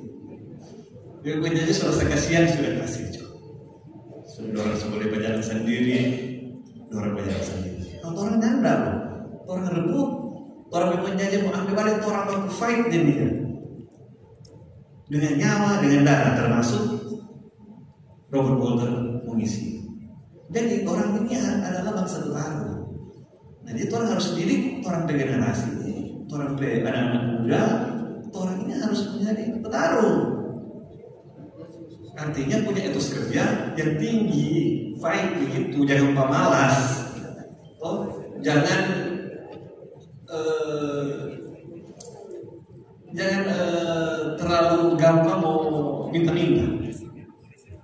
Jadi mesti fight, karena orang ini adalah bangsa Betawi. Jadi saya berharap salah satu esensi orang memperingati gugurnya pahlawan nasional ini adalah orang untuk ini orang generasi muda bahwa ini harus menjadi Betawi. Robert Monter mengisi di Betawi, yang tak mati.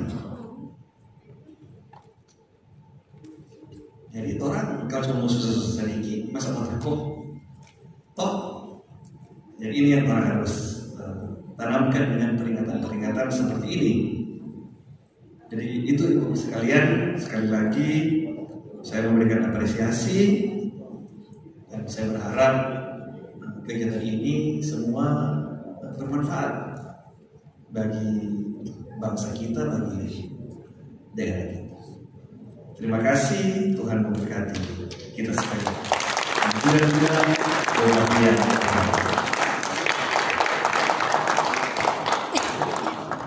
Baik, terima kasih kepada Bapak Wali Kota Kota Manado. Kami mengundang untuk foto bersama. Mari Bapak Anda. Lagi 1, 2, 3. Baik, selanjutnya panitia bersama dengan tim Upasa dan juga tim Mahamba.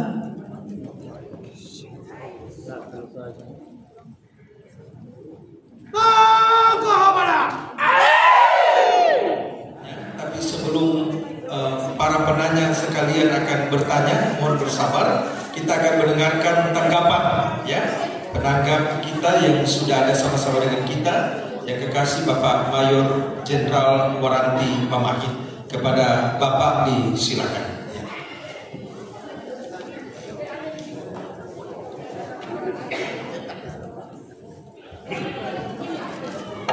Terima kasih. Shalom. Assalamualaikum warahmatullahi wabarakatuh. Kami langsung saja biar membersihkan waktu. Tentunya saya mau menyampaikan hormat pada sesepuh Banting, para tokoh masyarakat Banting, juga para pengamat dan Bapak Ibu yang saya hormati. Saya terus terang senang sekali diundang datang ke sini, karena memang saya sudah beberapa kali juga ikut kegiatan Komunitas Banting. Kemudian kenapa saya senang, karena saya kebetulan suka juga berbudaya. Kalau kita lihat tadi Pak Wali Kota juga sambutannya luar biasa, masa semuanya. Ada sesuatu pun saya terima adalah kepribadian yang berbudaya. Kalau kita lihat sekarang ini, saya sangat kagum pada acara ini, yaitu ada 3H.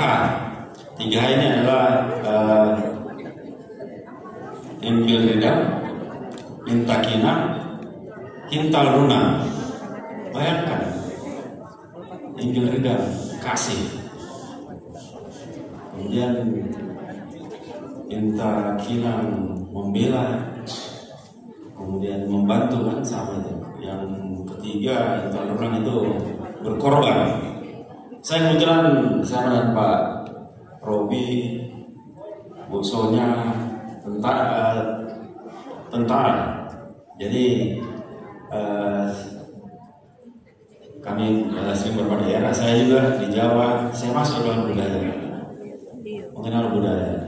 Di Kalimantan juga, Sumatera juga sama. Tapi kalau yang seperti 3H ini luar biasa. Jarang-jarang juga ada seperti ini. Jadi saya mempelajari budaya. Kalau kita sekarang ini mau mengimplementasikan 3H ini dalam kehidupan kita sehari-hari, kayaknya agak sulit. Apalagi lifestyle sudah luar biasa. Orang anak muda harus sabar atau apa dulunya nggak ada, akan semakin berat. Tapi ini adalah apa ya? Bisa disebutkan sebagai doktrin budaya bagi orang semua ini untuk melakukan itu, karena itu adalah pesan budaya ini adalah sesuatu yang luar biasa. Mengapa kita budaya ini sangat penting sekali bagi orang manusia ini? Hubungan antara saling menjaga hubungan antara sesama juga merupakan kekuatan.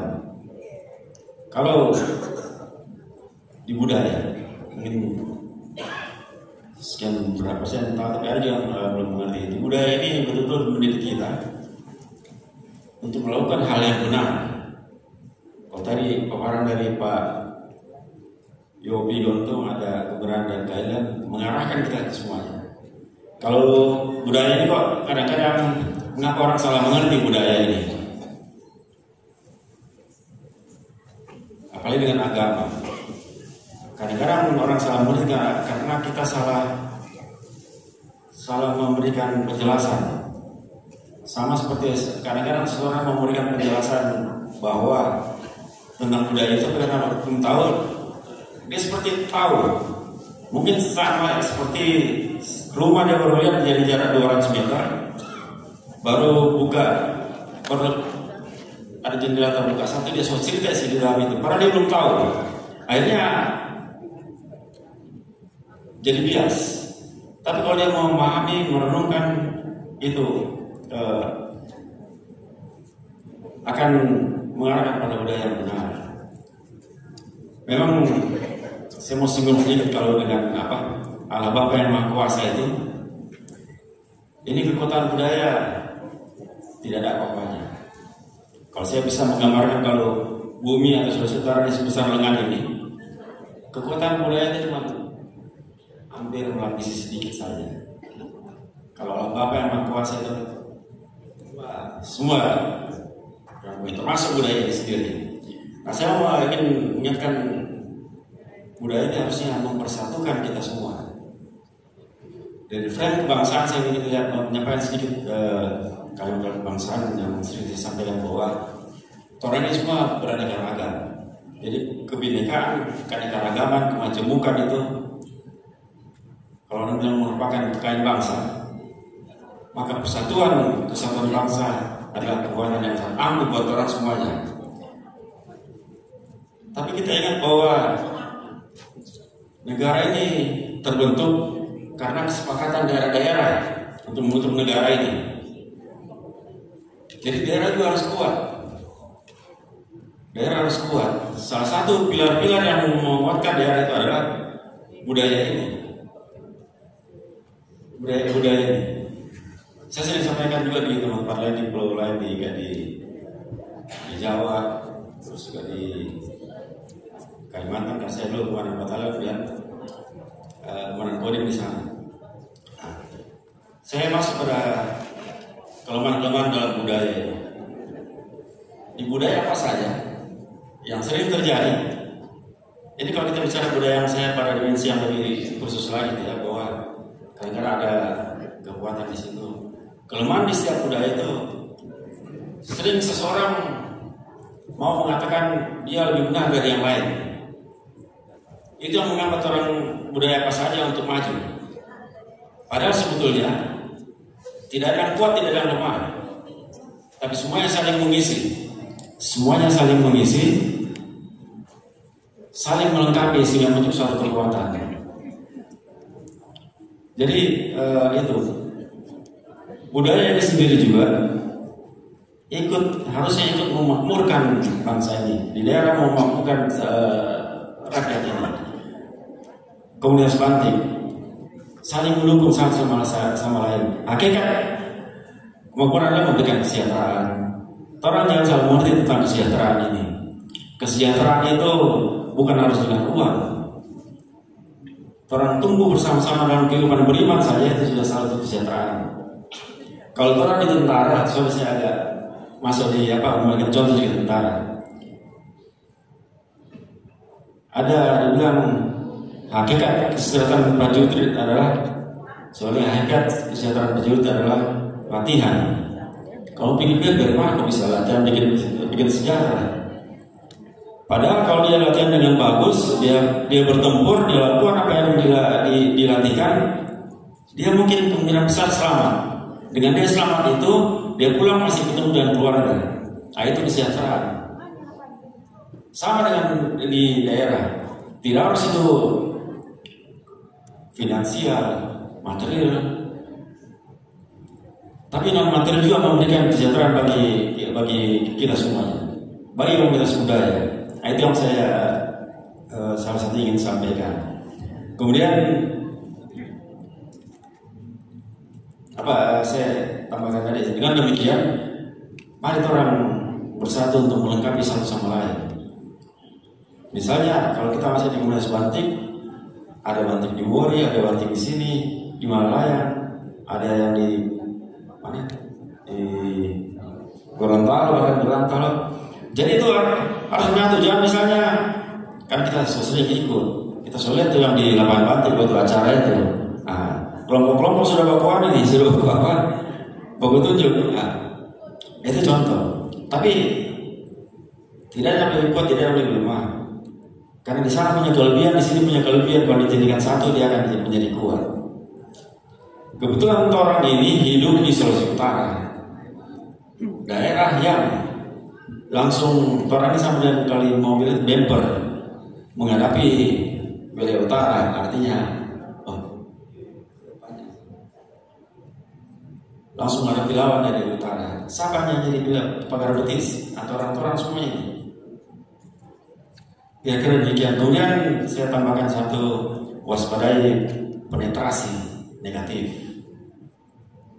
Bisa penetrasi negatif maupun penetrasi yang dari luar Sulawesi Utara.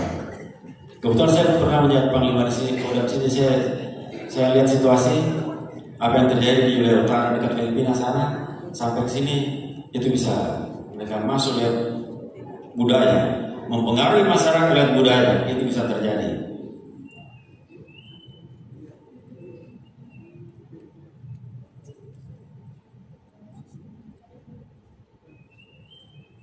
Saya pikir itu sebagai pembukaan intro gitu. Terima kasih banyak, Tuhan berkati kita semuanya.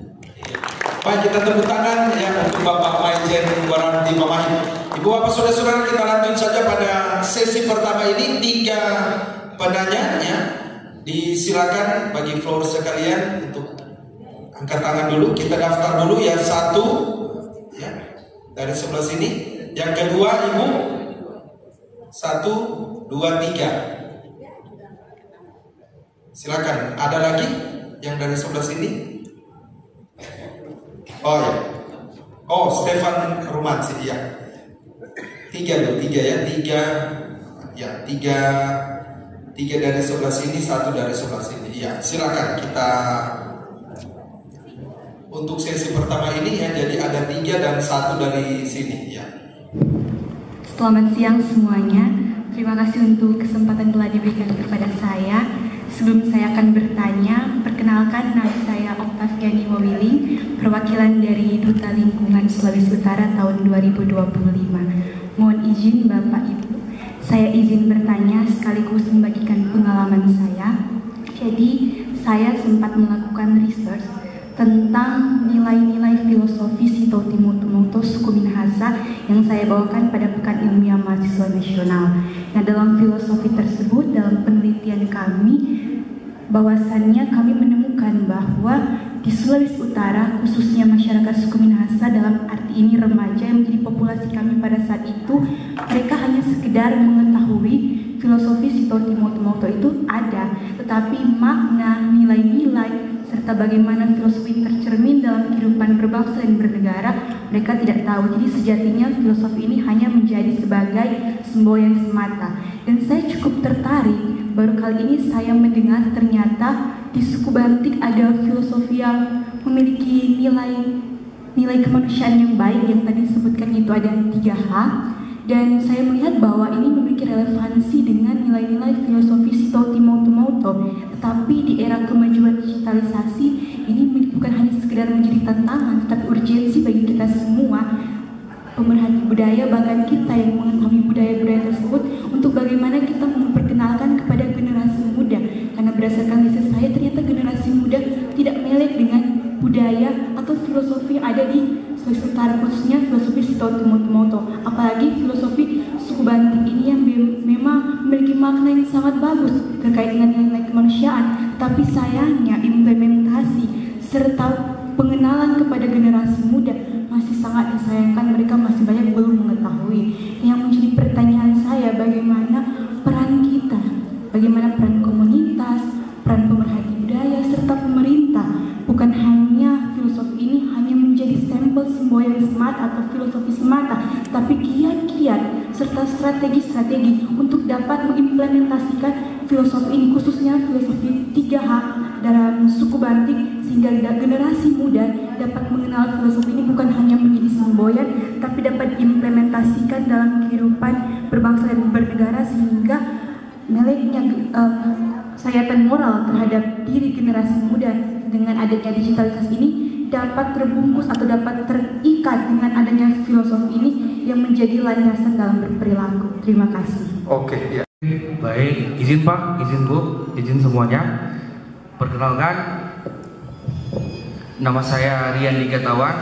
Saya utusan dari Ikatan Duta Ekonomi Kreatif dan UMKM Provinsi Sulawesi Utara tahun 2025. Rian Dika, ya. Nah, seperti yang kita tahu bersama, kalau bicara masalah budaya pastinya sangat universal, dan budaya pun sudah pasti punya keterkaitan erat dengan ekonomi kreatif. Dengan ekonomi kreatif seperti pengembangan produk, kerajinan, pariwisata, budaya serta destinasinya. Nah, dan kami serta saya juga sendiri selaku perwakilan dari Duta Ekonomi Kreatif dan UMKM Sulawesi Utara yang akan memberikan pertanyaan kepada para pemateri, yaitu bagaimana kita dapat mengembangkan produk ekonomi kreatif yang berbasis pada filosofi 3H, yaitu Hinggilindang, Hintakinan, dan Hinta Runang dalam budaya Bantik untuk meningkatkan pendapatan masyarakat lokal, mempromosikan situs budaya Bantik sebagai destinasi wisata yang mendukung ekonomi kreatif, dan meningkatkan kesadaran generasi muda tentang nilai budaya lokal sehingga mereka tetap menggunakan dan melestarikan bahasa tersebut. Terima kasih. Kesempatan yang diberikan, saya langsung saja untuk memanggil waktu. Tapi nama dulu Bu. Oh ya, maaf. Iya. Nama saya Amsia Kambe, Ibu Amsia Kambe. Utusan dari Yayasan Pekabaran Injil Kemuliaan Surgawi. Di sini yang menarik bagi saya adalah saya bangga, walaupun mungkin itu dari masih kecil memang satu kebanggaan ya bagi bukan cuma Manado, bukan cuma Sulawesi, tapi Indonesia. Justru yang saya tertarik di sini, saya ingin menggali. Tadi saya sudah bertanya, ada berapa kelompok atau suku Bantik begitu di Manado sini. Dijelaskan pada saya ada 9 ya kampung-kampung. Saya tidak menghafalnya, tapi saya ingin cari tahu. Ini menyangkut sejarah. Saya ingin cari tahu di mana-mana Bantik itu, karena saya memang belum terlalu tahu tentang Bantik. Tadi sudah diinformasikan ada 9, beberapa tempat sudah disebutkan. Tapi yang ingin saya tekankan di sini adalah dari suku Bantik ini sebelum di mana? Tadi dikatakan di Manado. Nah, kalau sebelum di Manado itu dari mana mereka? Ini saya perlu cari tahu asal usulnya. Ini penting sekali. Jadi dari mana mereka, lantas mereka sampai berada di Manado?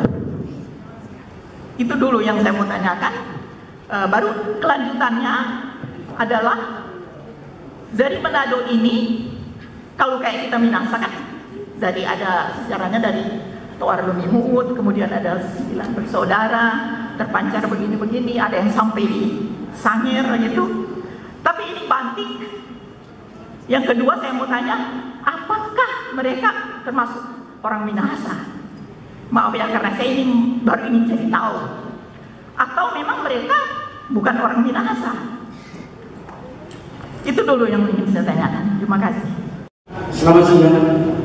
Tokoh mana? Perkenalkan, saya Stefanus Sumarsi, SS Ibu. Saya seorang akademisi yang fakultas ilmu Pusat. Saya pernah ya Pak Kakak Stefan, mohon maaf, boleh suaranya lebih didekatkan. Terima kasih. Saya adalah seorang akademisi dari Fakultas Pusat. Saya pernah jadi dosen selama 3 tahun. Dosen antropologi, ilmu sejarah dan filsafat. Jadi membicarakan sejarah ini adalah membicarakan jati diri Batik. Jadi dari mana Batik itu berasal? Dan saya sebagai anak suku Batik, saya banyak membaca dan mencari tahu. Salah satu ada referensi dari yang bagus dari Pendeta Matius itu bagus. Referensi dari Pendeta Matius itu buku tentang anak suku Batik. Jadi buku itu di situ banyak bercerita tentang bagaimana asal usul Batik. Cuma saya banyak kali ada di dalam perbincangan, diskusi dan sebagainya keluar bahwa jati diri ini hilang karena ada berbagai versi Batik. Dalam hal ini Minahasa mengakui bahwa Batik itu adalah anak suku Batik yang ke-9 besar. Jadi ada 10 11 anak suku Batik. Jadi Batik itu kalau nggak salah di tapi ada berbagai versi bahwa sebagai satu pengakuan yang saya bisa ambil dari perdebatan yang bincang yang saya lewati sebagai seorang akademisi bahwa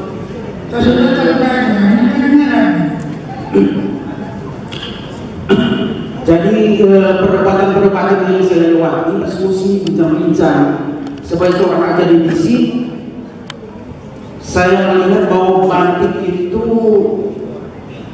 ada berbagai versi dan versi itulah yang menemukan satu kontroversial di mana sobat itu berasal. Jadi kalau dari versi Minahasa itu orang memang dari Toa Dabo Lurur Mimutu. Baru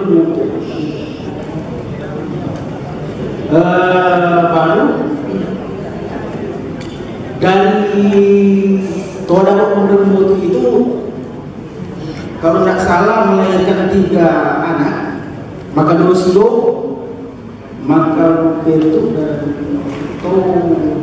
yang satu tidak lupa. Mungkin ada yang bisa. Jadi kalau Batik itu dari Makadosilo dan akhirnya satu peristiwa di waktu BT kalah dan akhirnya Batik tidak dipakai dan sebenarnya akhirnya mereka Batik meraju bagaimana akhirnya mereka mendiami orang berpercaya, tapi bukan berpercaya, tapi orang mendiami. Saya lanjutkan pertanyaan, ya saudara.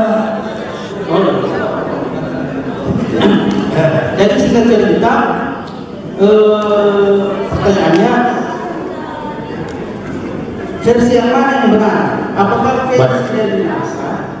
Ya. apakah versi Kotoban yang katanya dari Pulau Panjang itu paling kurang? Karena yang saya tahu bahwa orang Batak ini yang pernah banyak bicara, yang pernah berkata apapun. Karena ada satu falsafah yang saya temukan di Batak ini bahwa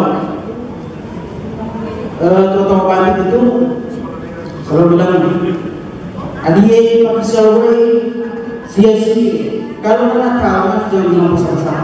Dan itu yang sebenarnya kalau orang penerus itu sangat menghambat budaya untuk bertumbuh. Jadi orang Batak pernah banyak dulu, pernah banyak cerita, tapi dia mau memperhatikan karena banyak sejarah yang apa yang mendekat itu adalah tahun boleh dipersiapkan. Oh iya, dipersiapkan.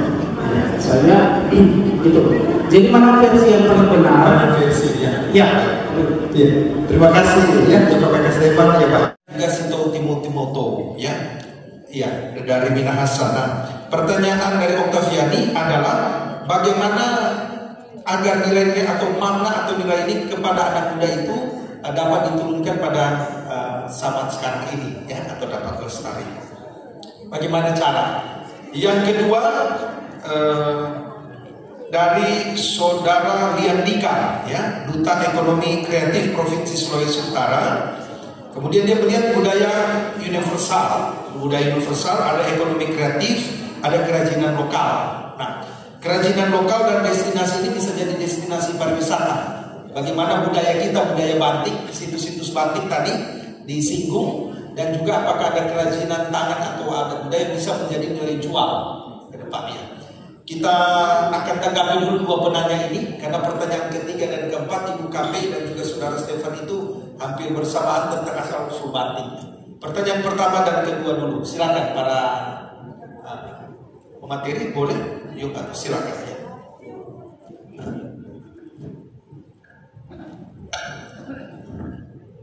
Baik, terima kasih atas kesempatan.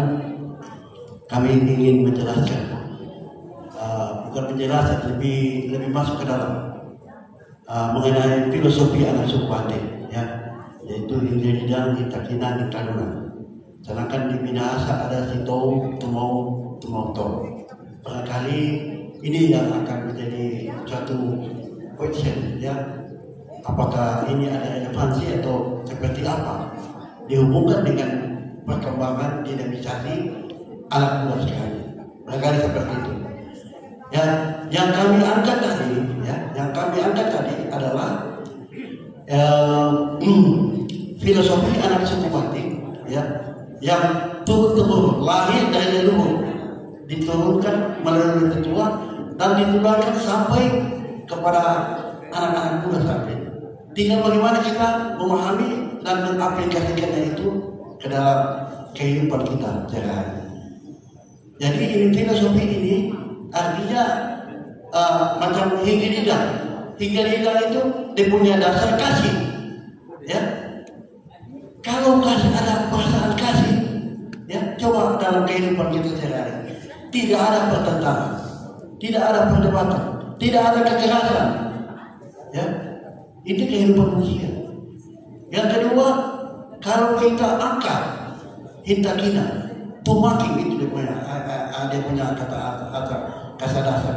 Tumaking itu membela. Kalau misalnya ya saya ini bukan tentara ya. Kalau di TNI itu habis-habisan, itu jiwa korsa, ya. Dia membela betul-betul dalam kebenaran, ya, dalam kebenaran. Nah ini dia membela. Kemudian relevansinya, ujungnya pada membela itu dia harus berkorban, rela berkorban. Apapun yang dia bela itu, sampai nyawa pun dia berkorban. Sampai nyawa pun itu refleksinya kita angkat tadi berhubungan dengan perjuangan Robert Walter Muizin, ya. Dia itu dulu kalau cerita memang itu. Dia hidup di kalangan anak muda. Di kalangan anak muda pada zaman itu, ya. dia hidup di kalangan anak muda pada zaman itu di Makassar. Dia satu-satunya anak suku Banti, anak dari Sulawesi Utara yang hidup dan bergaul di tengah-tengah masyarakat di Sulawesi Selatan. Tidak ada saudara dia. Tetapi dia punya prestasi itu luar biasa menghadapi penjajah yang menindas, ini gitu. Timbul dia punya jiwa hero. Dia berjuang, dia membela betul-betul, ya. Dia membela betul-betul. Ini penjajah Belanda ini kan maunya, ya namanya penjajah, ya kan? Namanya penjajah. Dia harus ikut dia punya mau. Jadi apapun dia caranya dia harus lawan. Dia harus lawan ini penjajah. Sehingga dia itu berjuang sampai nyawa pun di Bakoma itu masuk di Tumaru, di Taluna, Tumaru. Jadi apapun caranya dia tidak mau kalah. Dia tak taruhan apapun tapi dia tidak sampai berkorban, ditembak mati. Nah itu tuh inilah kita dulu. Kita aplikasikan kepada kehidupan kita masyarakat saat ini, ya. Apakah kita bisa begitu? Seperti Pak Jenderal bilang tadi itu susah kan. Tapi susah apapun juga, kalau kita itu ada niat berusaha, pasti itu akan terjawab. Kira-kira seperti itu. Bagaimana? Baik, kasih ada lagi. Masih ada yang lain ya, Fani ya tentang dua. Baik, kami coba lebih menambahkan. Jadi saya coba pahami dari pertanyaannya filosofi, begitu didengar tadi, baru kemudian melihat apa isi filosofi itu. Kemudian pertanyaannya lebih fokus kepada bagaimana cara ya untuk diimplementasikan di dalam generasi Z sekarang. Benar seperti itu ya? Oke, baik. Saya bisa jawab bahwa salah satu cara adalah apa yang dilakukan saat ini juga, di mana budaya itu, tradisi itu, di dalamnya terkandung 3H itu. Inilah bentuk agar supaya bisa dapat diteruskan kepada generasi muda. Sehingga kami menjadi fokus kami adalah sebaiknya yang hadir adalah kalian-kalian seperti ini, generasi Z.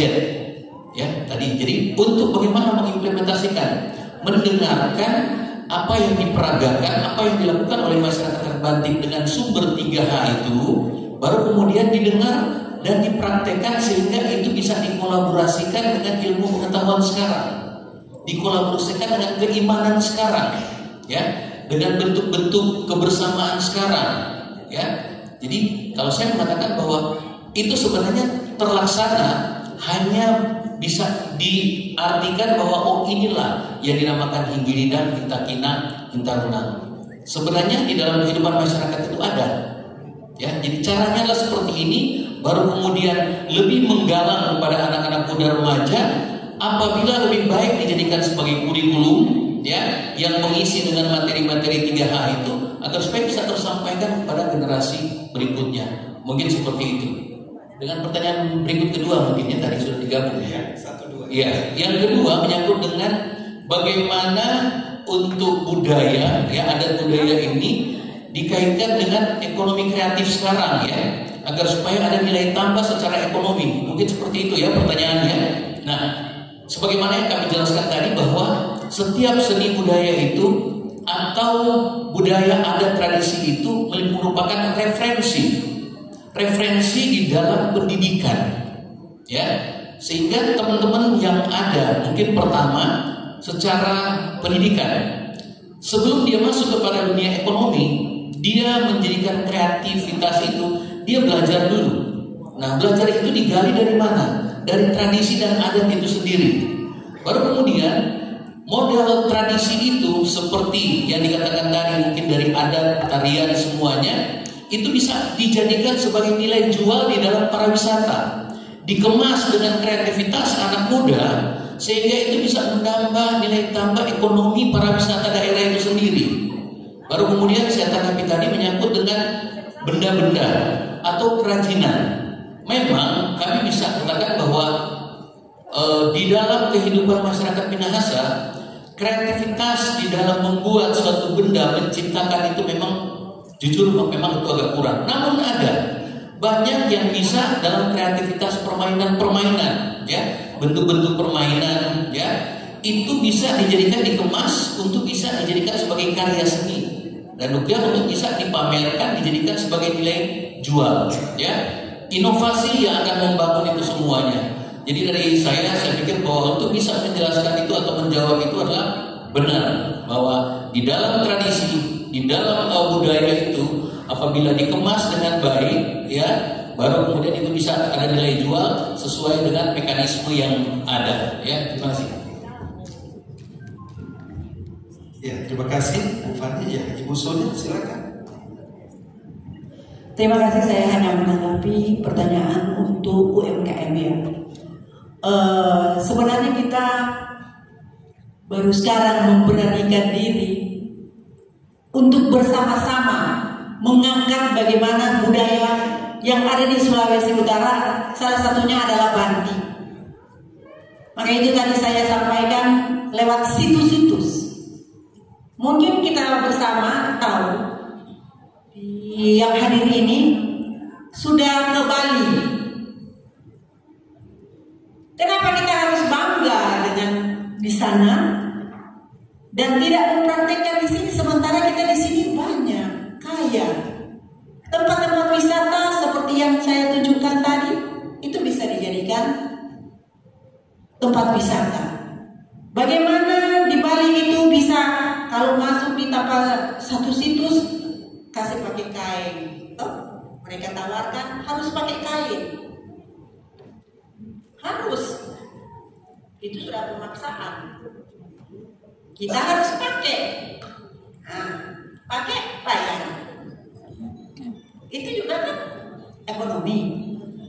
Lah mungkin dari generasi muda, kalau mungkin orang ini hanya memberi gambaran untuk bisa dikreasikan oleh generasi muda bahwa di Sulawesi Utara ini, khususnya di Bantik yang kami munculkan ini, ada juga situs-situs yang perlu dikunjungi. Mungkin itu yang bisa saya sampaikan. Baik, terima kasih ya. Moga Octaviani dan Liandika yang dapat menerima bagian dari apa yang telah dijelaskan ini, disampaikan. Ya, kita lanjut pada pertanyaan ketiga dan keempat. Saya kira itu sudah senafas ya.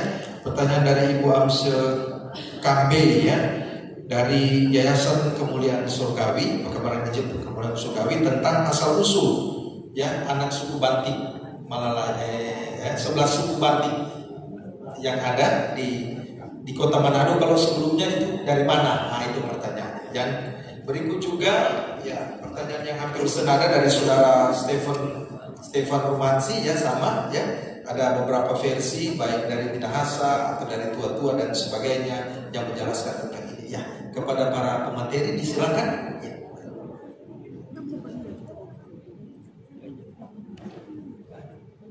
Silakan Pak. Baik, ini pertanyaan yang memang sangat menarik dan memang bisa dikatakan pertanyaan ini yang mendorong kami masyarakat Bantik untuk melaksanakan kegiatan-kegiatan seperti ini, mencari jati diri, mencari asal usul. Itu merupakan suatu bagian daripada setiap generasi, karena balik lagi ini adalah identitas diri. Dari saya menanggapi ini bahwa pertama, saya juga sebagai bagian daripada yang mencari jati diri, senang mempelajari bagaimana tradisi itu sendiri seperti yang dikatakan oleh Edo Stephen tadi. Baru kemudian kita sudah banyak melihat, membaca, mendengar apa semua atau bagaimana tuturan-tuturan asal-usul Bantik itu sendiri. Baik kita lihat dari web atau mungkin juga kita sebagai pelaku sejarah atau budaya itu sendiri, kita mendengarkan langsung dari orang tua, tuturan dari orang tua. Dari saya penegasan pertama bahwa menjawab ini, kami adalah masyarakat Bantik Malalaya, terkait bersama-sama dengan masyarakat Bantik yang ada di 10 wilayah yang lain. Semuanya ada 11. Kami punya tanggung jawab untuk menuturkan bagaimana diri kami sendiri secara turun-temurun. Sehingga kalau mau bertanya tentang asal-usul, banyak versi yang muncul. Saya kebetulan juga sama dengan Yodo Stephen, ini beberapa versi yang sudah muncul ya, baik dari M. Kiro, ya, salah satu tesis dari orang tua kita Bu Herson Murasa, ya, baru kemudian ada juga dari Bapak Yocek Wabaha almarhum, dan masih banyak lagi yang ada di web. Bagi saya pertama, di zaman saat ini kita simpulkan itu semua merupakan suatu kekayaan, kebanggaan kekayaan, apapun versinya. Karena balik lagi, jangankan batik, Minahasa sendiri banyak memunculkan asal usul di mana daripada asal itu sendiri. Tapi semua itu kita rangkumkan merupakan suatu kekayaan yang bisa dapat disimak oleh anak cucu kita. Kemudian lebih mendalam lagi, anak-anak kita ke depan, cucu-cucu kita ke depan, mereka akan lebih bisa dengan kita di zaman sekarang untuk dapat menemukan kembali sejarah yang ada di masa lampau dengan segala macam ruang lingkup teknologi dan segala macam disiplin ilmu.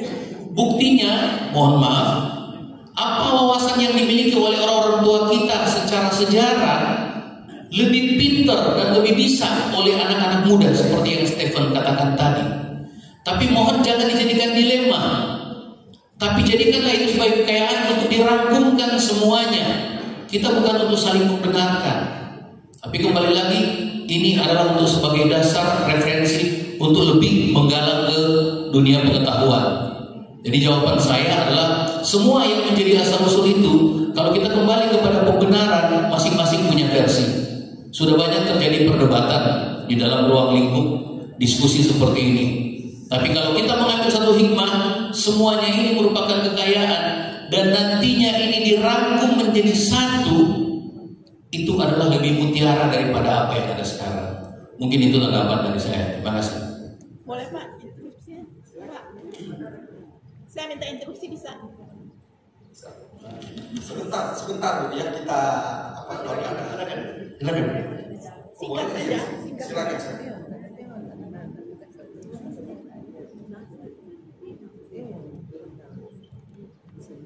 Saya kata dikit. Ya, terima kasih. Saya langsung saja. Kalau saya masalah soal kekayaan seperti yang Bapak terangkan tadi, saya juga setuju. Nah sekarang kalau dia punya latar belakang seperti itu sebagai satu kekayaan, tentu bagus juga untuk generasi muda. Nah sekarang kelanjutannya, ketika kita misalnya mencari jalur itu tadi Wali Kota sudah sampaikan kan, ini bagus sekali, tapi jangan sampai hilang. Nah perlu saya ingin usulkan bagaimana identitas Banti ini, karena suku ini kan lama-lama bercampur kan. Nanti sebenarnya yang mana Bantinya maksudnya?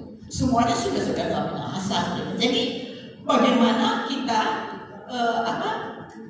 harus, kalau untuk saya nilai sejarah ini penting supaya kita tidak terombang-ambing. Saya juga sudah baca beberapa versi. Ada yang versi Minahasa, Banti itu dari mana? Ada yang bilang dari Minahasa, satu saudaranya ke Sangir, baru balik lagi kemari, banyak ini. Tapi yang penting bagi saya ke depan, sudahlah, kekayaan itu kekayaan kita. Bagaimana nanti ada generasi muda mungkin yang mengadakan penelitian bisa melakukannya ya. Tapi untuk kedepannya jangan sampai hilang. Kita mau mempertahankan supaya batik ini tetap eksis. Bangga loh punya pahlawan nasional. Jadi coba kita pikirkan bersama juga untuk batik untuk maju ke depan. Kekayaan sih oke, lebih bagus itu. Tapi marilah kita berusaha supaya batik ini ketika dia sudah bercampur-campur, tapi tetap ada, tetap eksis, dan akan ketahuan dari mana asalnya.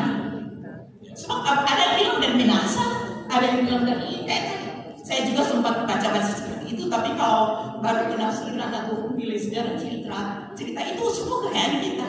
Tapi marilah singkat ini terakhir, kita mau ada apa? Batik ini tetap eksis, dikenal, bagus sekali ini.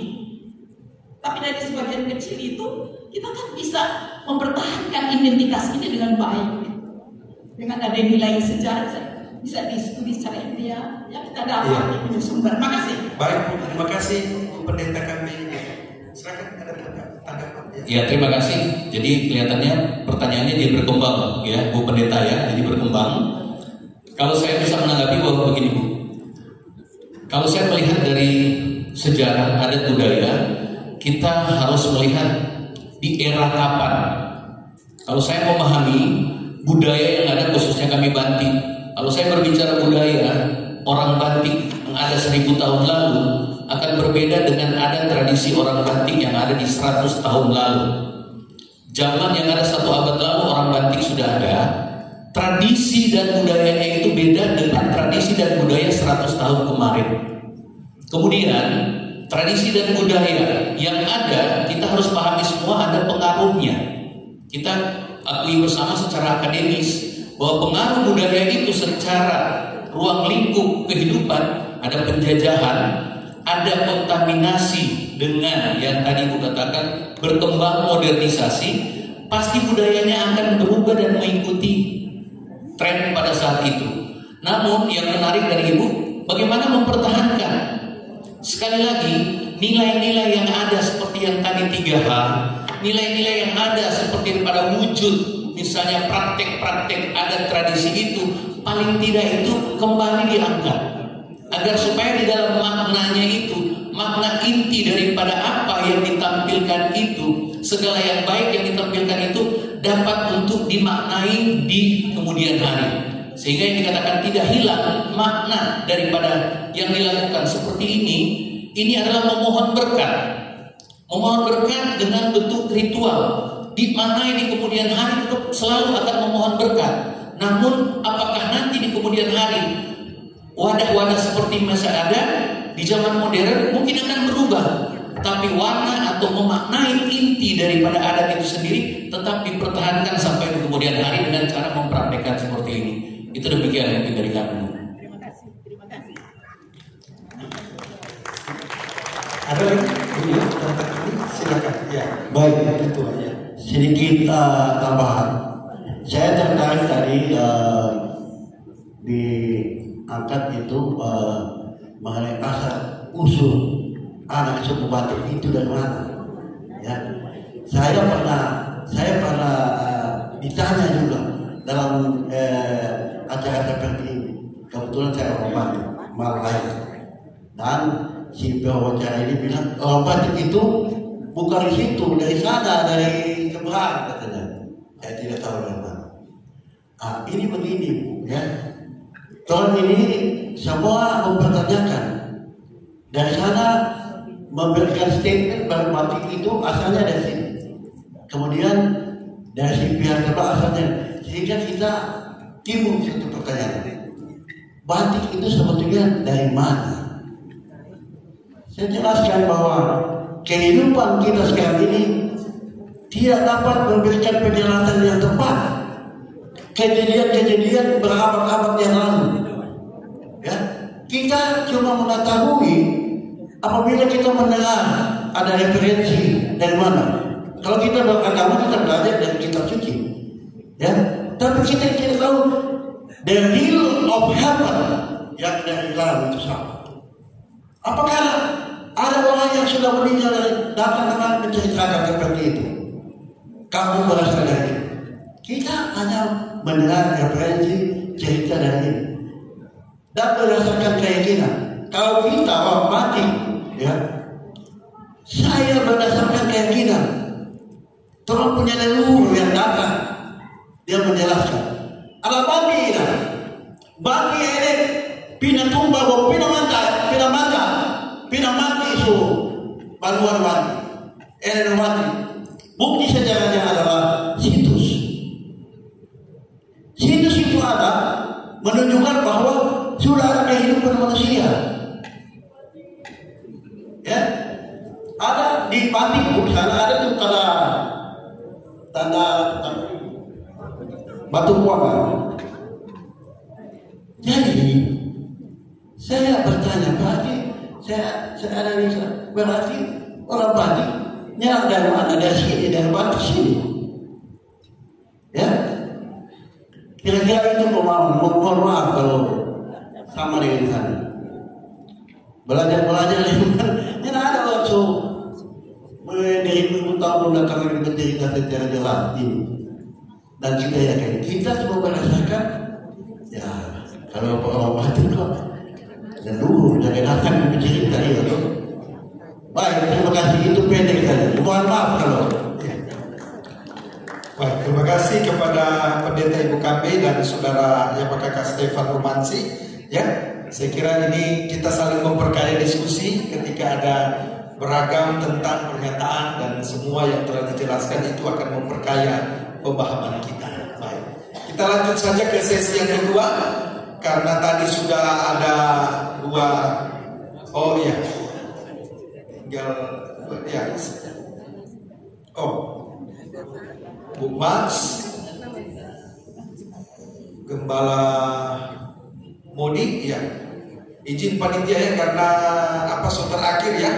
Orang apa tambah satu saja yang terakhir ya, Saudara David Lombogia ya dari Gen. Sekali lagi mohon kita dapat memberikan pertanyaan langsung pada apa yang akan kita tanyakan. Ya. Silakan Bu Max Geru dari sini ya. Ya. Nama saya Max Geru, anggota Dewan Adat. Pertanyaan ini ditujukan kepada yang Pak Kakakku Yomi. Oh, iya Ketua Ibu Fani. Pertanyaanku, ya tergelitik agenu yang tak biasa mati itu jadi akan menambahkan ragu. Pertanyaan saya, ada yang hitakina. Itu kata dasarnya. Ada di sana tumakin. Kata dasar hitakina. Ini kina. Demi tumakin. Tumakin itu melaksanakan.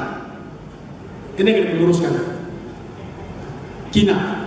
Dasar kina ini bebas kita. Semangat hitakina. Mahika kina. Aku tanya. Nah, baku tanya itulah forum wadah bakidang mati. Ini wadahnya. Jadi tumakin ini tumangundung apa yang kita bicarakan di forum bakidang. Hinta kita ini suara ini itu tuturan pegang. Tumakin. Ini kira pedau. Kemudian si yang Ketua Ibu Fani, so yang kita ketahui batik itu dia lemah lembut, memegang adat istiadat yang sangat ketat, buah-buah dari dulu. Bagaimana orang tua kita dulu kita memegang adat istiadat itu tercermin di dari tarian kita, besar.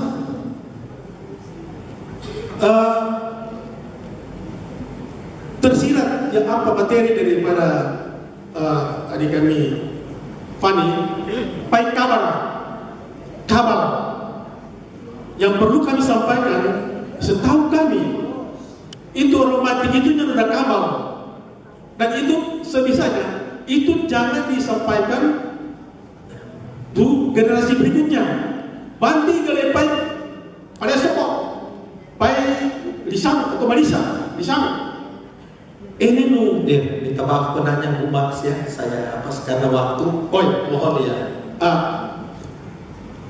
Kami kira yang poin pertamanya itu adalah batik yang ada kamal, ya, batik yang ada kamal. Jadi itu jangan sampai terjadi di pasar. Makasih. Karena semacam ada kebutuhan forum-forum seperti ini untuk lebih membuka wawasan, lebih mendidik anak suku Banti. Saya baru tahu tadi di acara tarian Mahamba bahwa ternyata yang dimaksud dengan Bali Ramo itu Istana Merdeka. Baru kita tahu tadi, kita baru dapat terkira. Tapi apakah Balai Ramo ini tidak boleh dibuat di Manado, kira-kira begitu, khususnya di Malalaya? Masa PPRT cuma istana? Karena di Mahamba tadi kita dengar di situ di Balai Lamo itu kita Mahamba. Salah-salah kalau mungkin Mahamba di istana. Siapa kontrolnya nak bikin di sini? Akhir-akhir begitu. Sekaligus Balai Lamo itu boleh menjadi pusat pendidikan kita. Saya tertarik dengan Bu Max tadi. Bagus sekali, kita kira itu apa? Tempat kita bermusyawarah, tempat kita boleh saling makina, baku-baku tanya di situ. Untuk supaya kita termasuk ini modi kasihan, aduh, ya mati hukum bahi kebanti itu sedio tenaga. Toh banyak sekali itu kita lupa, kita sudah tahu. Jadi kita pikir itu juga supaya jangan pandang. Terima kasih. Kebugia dari generasi Pesona Indonesia Kota Manado. Yang saya mau tanyakan cukup sederhana. Orang semua tahu bahwa pelestarian dari situs-situs budaya dan juga cagar budaya merupakan tanggung jawab orang semua, baik pemerintah dan juga ormas atau elemen-elemen adat yang ada di masyarakat. Nah, pertanyaan saya sederhana, situs-situs budaya apa saja yang masih terlestarikan di Malalayang yang berkaitan dengan budaya batik dan bagaimana kondisi dan upaya pelestariannya? Terima kasih. Baik, ya. Silakan untuk 3 pertanyaan dari Max Eru tadi ya, tentang bagaimana tradisi adat budaya batik, tentang tumaking, dan kemudian batik yang lemah lembut itu. Iya. Selanjutnya dari Gembala Modi ya, bagaimana tentang selanjutnya, dan tentang Balai Lamo, istilah dan tentang generasi muda. Kemudian dari David Lomogia tentang pelestarian ya, pelestarian tentang situs-situs budaya batik yang adalah tanggung jawab kita bersama. Ada dari Flor ya, Bu Roni ya. Nama saya Roni Roboter, memiliki penasehat panitia. Tadi ada Pak Foto penasehatnya, ada Pak Panggi. Tapi puji syukur saya dan Pak Wilson dokter itu sudah pulang dari penasehat. Tadi orang dua bercerita di luar. Orang dua bilang ini satu hal yang sangat membanggakan. Hingga minta kina minta rumah sekitar banyak. Saya mendengar ini jauh banyak versi, tapi tujuannya sama. Ya. Jadi kita panti orang batik ini, kalau ada usul atau tanggapan atau apa, jangan bikin itu perbedaan sehingga lari dari acara. Kalau tanya 100 orang, dia akan dengan pertanyaan 100. Jawaban juga ini tidak mungkin menyenangkan itu. Saya pengalaman, saya itu ada kok bagaimana. Ada sebuah Yai Sasurau, 34 tahun, Yai Sasurau, Kambetan namanya. Jadi di sini kita pelajari semua itu. Generasi muda banyak referensi, saya salut itu. Sedangkan panitia ini saya sebagai penasehat, saya bangga, walaupun tentu punya kekurangan, kelemahan. Terlalu kasar kalau kita bilang, maaf untuk kedua ini. Panitia ini lebih banyak panitia berusaha dengan proposal. Betulnya. Tapi itulah, nah apa? Awalnya oke. Kita tidak 25 juta itu Bekasi. Karena ini yang membeli kita PKP, kita tunda, kita bilang setengah kurang agama. Kita minta gaya muka, dia bilang orang sabar ya. Baik dari kita orang ada itu istilah diri dan kita nama. Kita kira ini orang membuka wawasan nih. Banyak referensi dari anak-anak muda, so canggih sekarang. Tapi perbedaan dulu dan sekarang sebetulnya sama. Kita PTT dulu dia manusia dan saya juga sekarang manusia. Cuma beda di era. Saya pikir ini dulu menjaga membuka orang dewasa. Kalau ada pertanyaan, kiranya berusaha untuk menjawab. Tapi kalau kurang pas dalam pertanyaan dan jawaban ini kurang mengena, jangan bikin masalah. Leluhur marah itu. Saya pikir itu dulu dan akhirnya mudah-mudahan untuk mempunyai sedikit banyak. Selamat sejahtera. Sebelum dijawab terakhir ya, hadir juga bersama dengan kita dari Kementerian Kebudayaan Republik Indonesia yang hadir perwakilannya di Provinsi Sulawesi Utara, Bapak Riki Rumagit ya. Kami beri kesempatan Pak untuk tanggapan Pak Riki ya. Sebelumnya kantor ada di Manado. Kantor ini ada di Jalan 17. Tapi kalau mau lewat 17 turun ke tingkat itu dari sebelah kanan. Kami care dengan kebudayaan. Pertama perlu saya sampaikan bahwa kebudayaan itu dinamis. Dinamisnya ketika cerita dari awal orang tahu bicara budaya itu bicara kultur yang belakang. Tapi ketika berbicara kebudayaan yang dinamis, dia bicara kultur belakang yang sementara dan yang akan datang. Itu kebudayaan. Saya bangga dengan budaya Banti karena kita juga tinggal di tengah-tengah komunitas Banti, tinggal di Malalaya. Ada beberapa hal, tapi ini sekedar support dan masukan bahwa pelestarian itu ada acuan pelestarian kebudayaan menurut Undang-Undang Nomor 5 tahun 2017 tentang kemajuan kebudayaan. Di sana ada 10 OPK. 10 OPK yang salah satunya adalah adat istiadat. Bapak Ibu, adik-adik bisa googling, itu semua ada di Google. Bisa buka. Itu intinya mengingat waktu. Kita akan belajar bersama tentang kebudayaan melalui undang-undang dulu. Dan saya mengajak ketika ada ingin membangun kebudayaan, mari datang pasiar di kantor. Ada yang bisa kita bantu melalui ekspansi kebudayaan. Mau bicara panjang di sini, waktu cukup. Jadi pelajarilah Undang-Undang Nomor 5 tahun 2019. Dan tertarik ketika ada yang menanyakan tentang situs. Itu bagian dari kami. Baca Undang-Undang Nomor 11 tahun 2010. Di sana tata cara pemeliharaan, perawatan dan lain-lain itu ada di sana.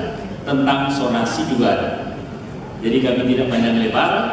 Mari datang berkunjung ke kantor, datang berkomunikasi, akan mendapat banyak dari kami dari sana. Salah satu support untuk bikin kegiatan ini yaitu dana stimulan untuk FPK. Saya tidak banyak-banyak bicara supaya kita bisa kenal dan Bapak Ibu bisa kenal kantor saya.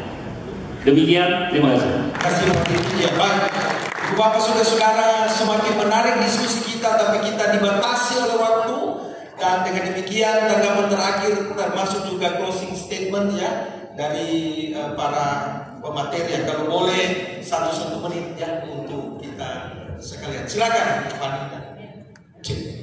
Baik, karena sudah masuk di closing statement, tapi tadi ada pertanyaan kan masih ada dari ya Pak Max, baru dari Moni, tapi sebenarnya sudah sedikit terangkum tadi oleh Torampe senior Pak Roni, tapi suka luar. Sekalian mohon maaf ya Pak Kak Roni, nyendak foto tadi, tetap terpatri di kenangan di hati. Baik, untuk yang Pak Makis, kalau dari saya melihat apa yang disampaikan oleh ya Pak Makis adalah suatu pernyataan yang dialami dan dilakukan di dalam kehidupan karena sebagai pelaku budaya. Jadi bukan lebih cenderung daripada pertanyaan, tapi sebagai pelaku orang batik, saya lihat itu suatu pernyataan yang sama sudah disimpulkan tadi oleh Pak Karoni. Makna dan tujuannya adalah semua sama. Namun dari saya coba melihat, memahami bahwa leluhur kita di zaman pada saat membuat 3H ini, berbicara secara logika, mereka itu tidak didasari oleh hal-hal yang luas, hanya didasari oleh kehidupan mereka pada saat itu. Mohon maaf, ruang lingkupnya itu sangat-sangat, ya saya bisa katakan sempit karena zaman dahulu. Dan muncullah falsafah ini. Kita mengartikan di zaman sekarang ini dengan penuh dengan wawasan. Kita sudah mulai lengkap sebagai manusia modern. Sudah banyak ditambah dengan ilmu pengetahuan, dengan ruang lingkup yang banyak. Kita mau kembalikan, mengimplementasikan yang dulu itu diciptakan oleh orang tua kita di zamannya mereka, pasti akan meluas, melebar, walaupun itu dengan kosakata. Ini menurut saya. Sehingga pemahaman-pemahaman yang ada itu benar semuanya.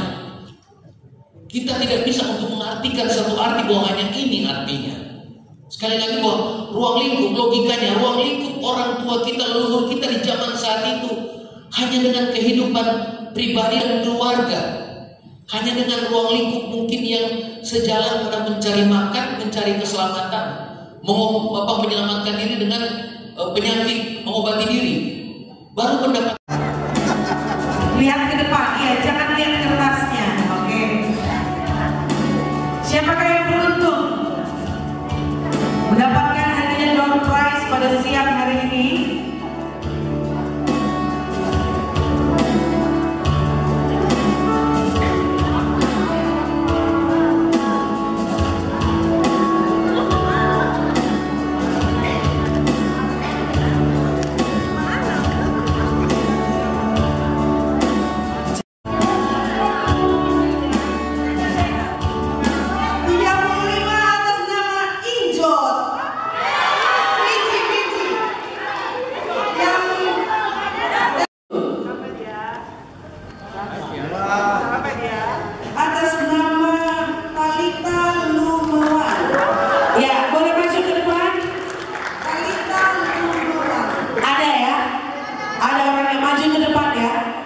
Ya, selanjutnya nomor 25.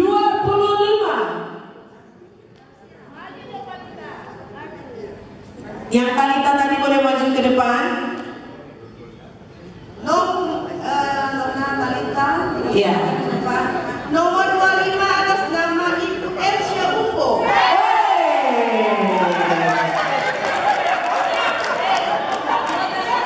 Wah, ini overall punya nomor lagi bagus sekali. 111.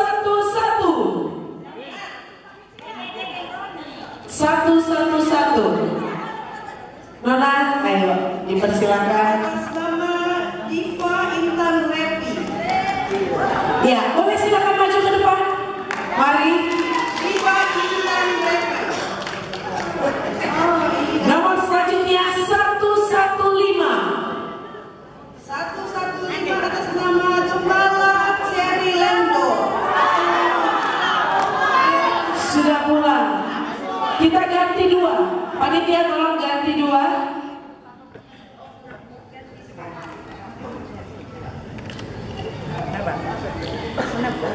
Nomor selanjutnya 131. Daisy aduh orang tahu dari Jakarta. Oke. Dari Jakarta dapat hadiah dari Manado. Selanjutnya 97. Bapak Erdi Roland. Ada, Bapak Erdi ada. Bapak Erdi ada, Bapak Erdi ada. Oke. Wali Kota Manado, Bapak Andre Amo. Suka diriku Maya Gabudang, Bu. Nina Kinaka Tuani.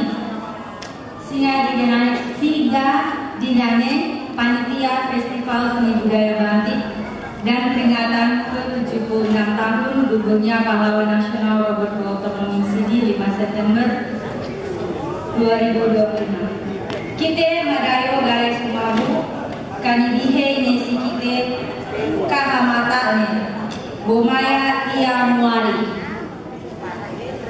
Puji syukur kita naikkan kehadiran Tuhan yang Maha Kuasa, sumber segala hikmat dan anugerah yang telah menyertai setiap langkah dalam perencanaan dan pelaksanaan kegiatan kita pada hari ini.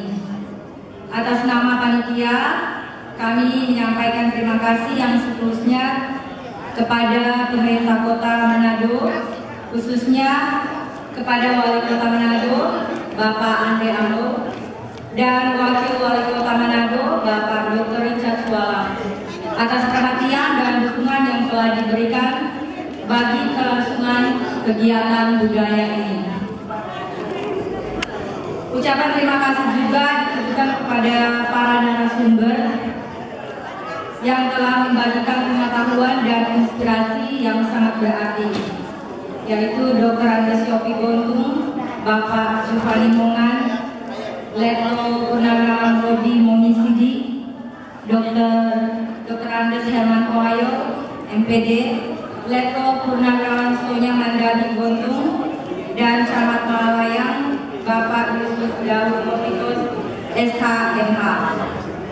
Kami juga menyampaikan apresiasi kepada moderator kita, yaitu Ketua Lembaga Pemangku Adat Batik, Bapak Pendeta Dr. Mas Ponte Enteo, yang telah membantu jalannya diskusi dengan penuh hikmat. Terima kasih pula kepada Pak Gembala Modi Wenas yang telah membuka acara ini dengan doa yang menguatkan dan memberkati. Penghargaan kami yang tulus kepada para undangan yang telah hadir, yaitu pemerhati budaya Bapak Majid Wati Warane, pada tokoh-tokoh agama, pada rukun-rukun yang ada di Batik Malalayang, kepada 11 suku Batik, dan kepada dinas yang mungkin sempat hadir, juga kepada BPK Badan Pelestarian Kebudayaan 17 yang diwakili oleh Bapak Riki Rumadi, dan para sejarawan, ahli budaya, tokoh-tokoh tua Batik, seluruh masyarakat Batik, serta kepada panitia dan juga penasehat yang telah bekerja dengan setia dan semangat dari awal hingga pelaksanaan hari ini. Karena dalam penyusunan tadinya ada undangan dari Kanada, jadi sudah dipersiapkan DP Bahasa Inggris kalau boleh. Last but not least, we would like to express our heartfelt gratitude to our guests. Your presence has truly enriched this cultural exchange, and we honor to have you with us. Thank you for sharing this meaningful moment with the Batik community. Magudang-gudang Bomapia Paname. Terima kasih. Kaum baku dengan kami subuhmu ade, Bu Yesus Kristus nakasara matate sikite maya tangada ingene. Amin.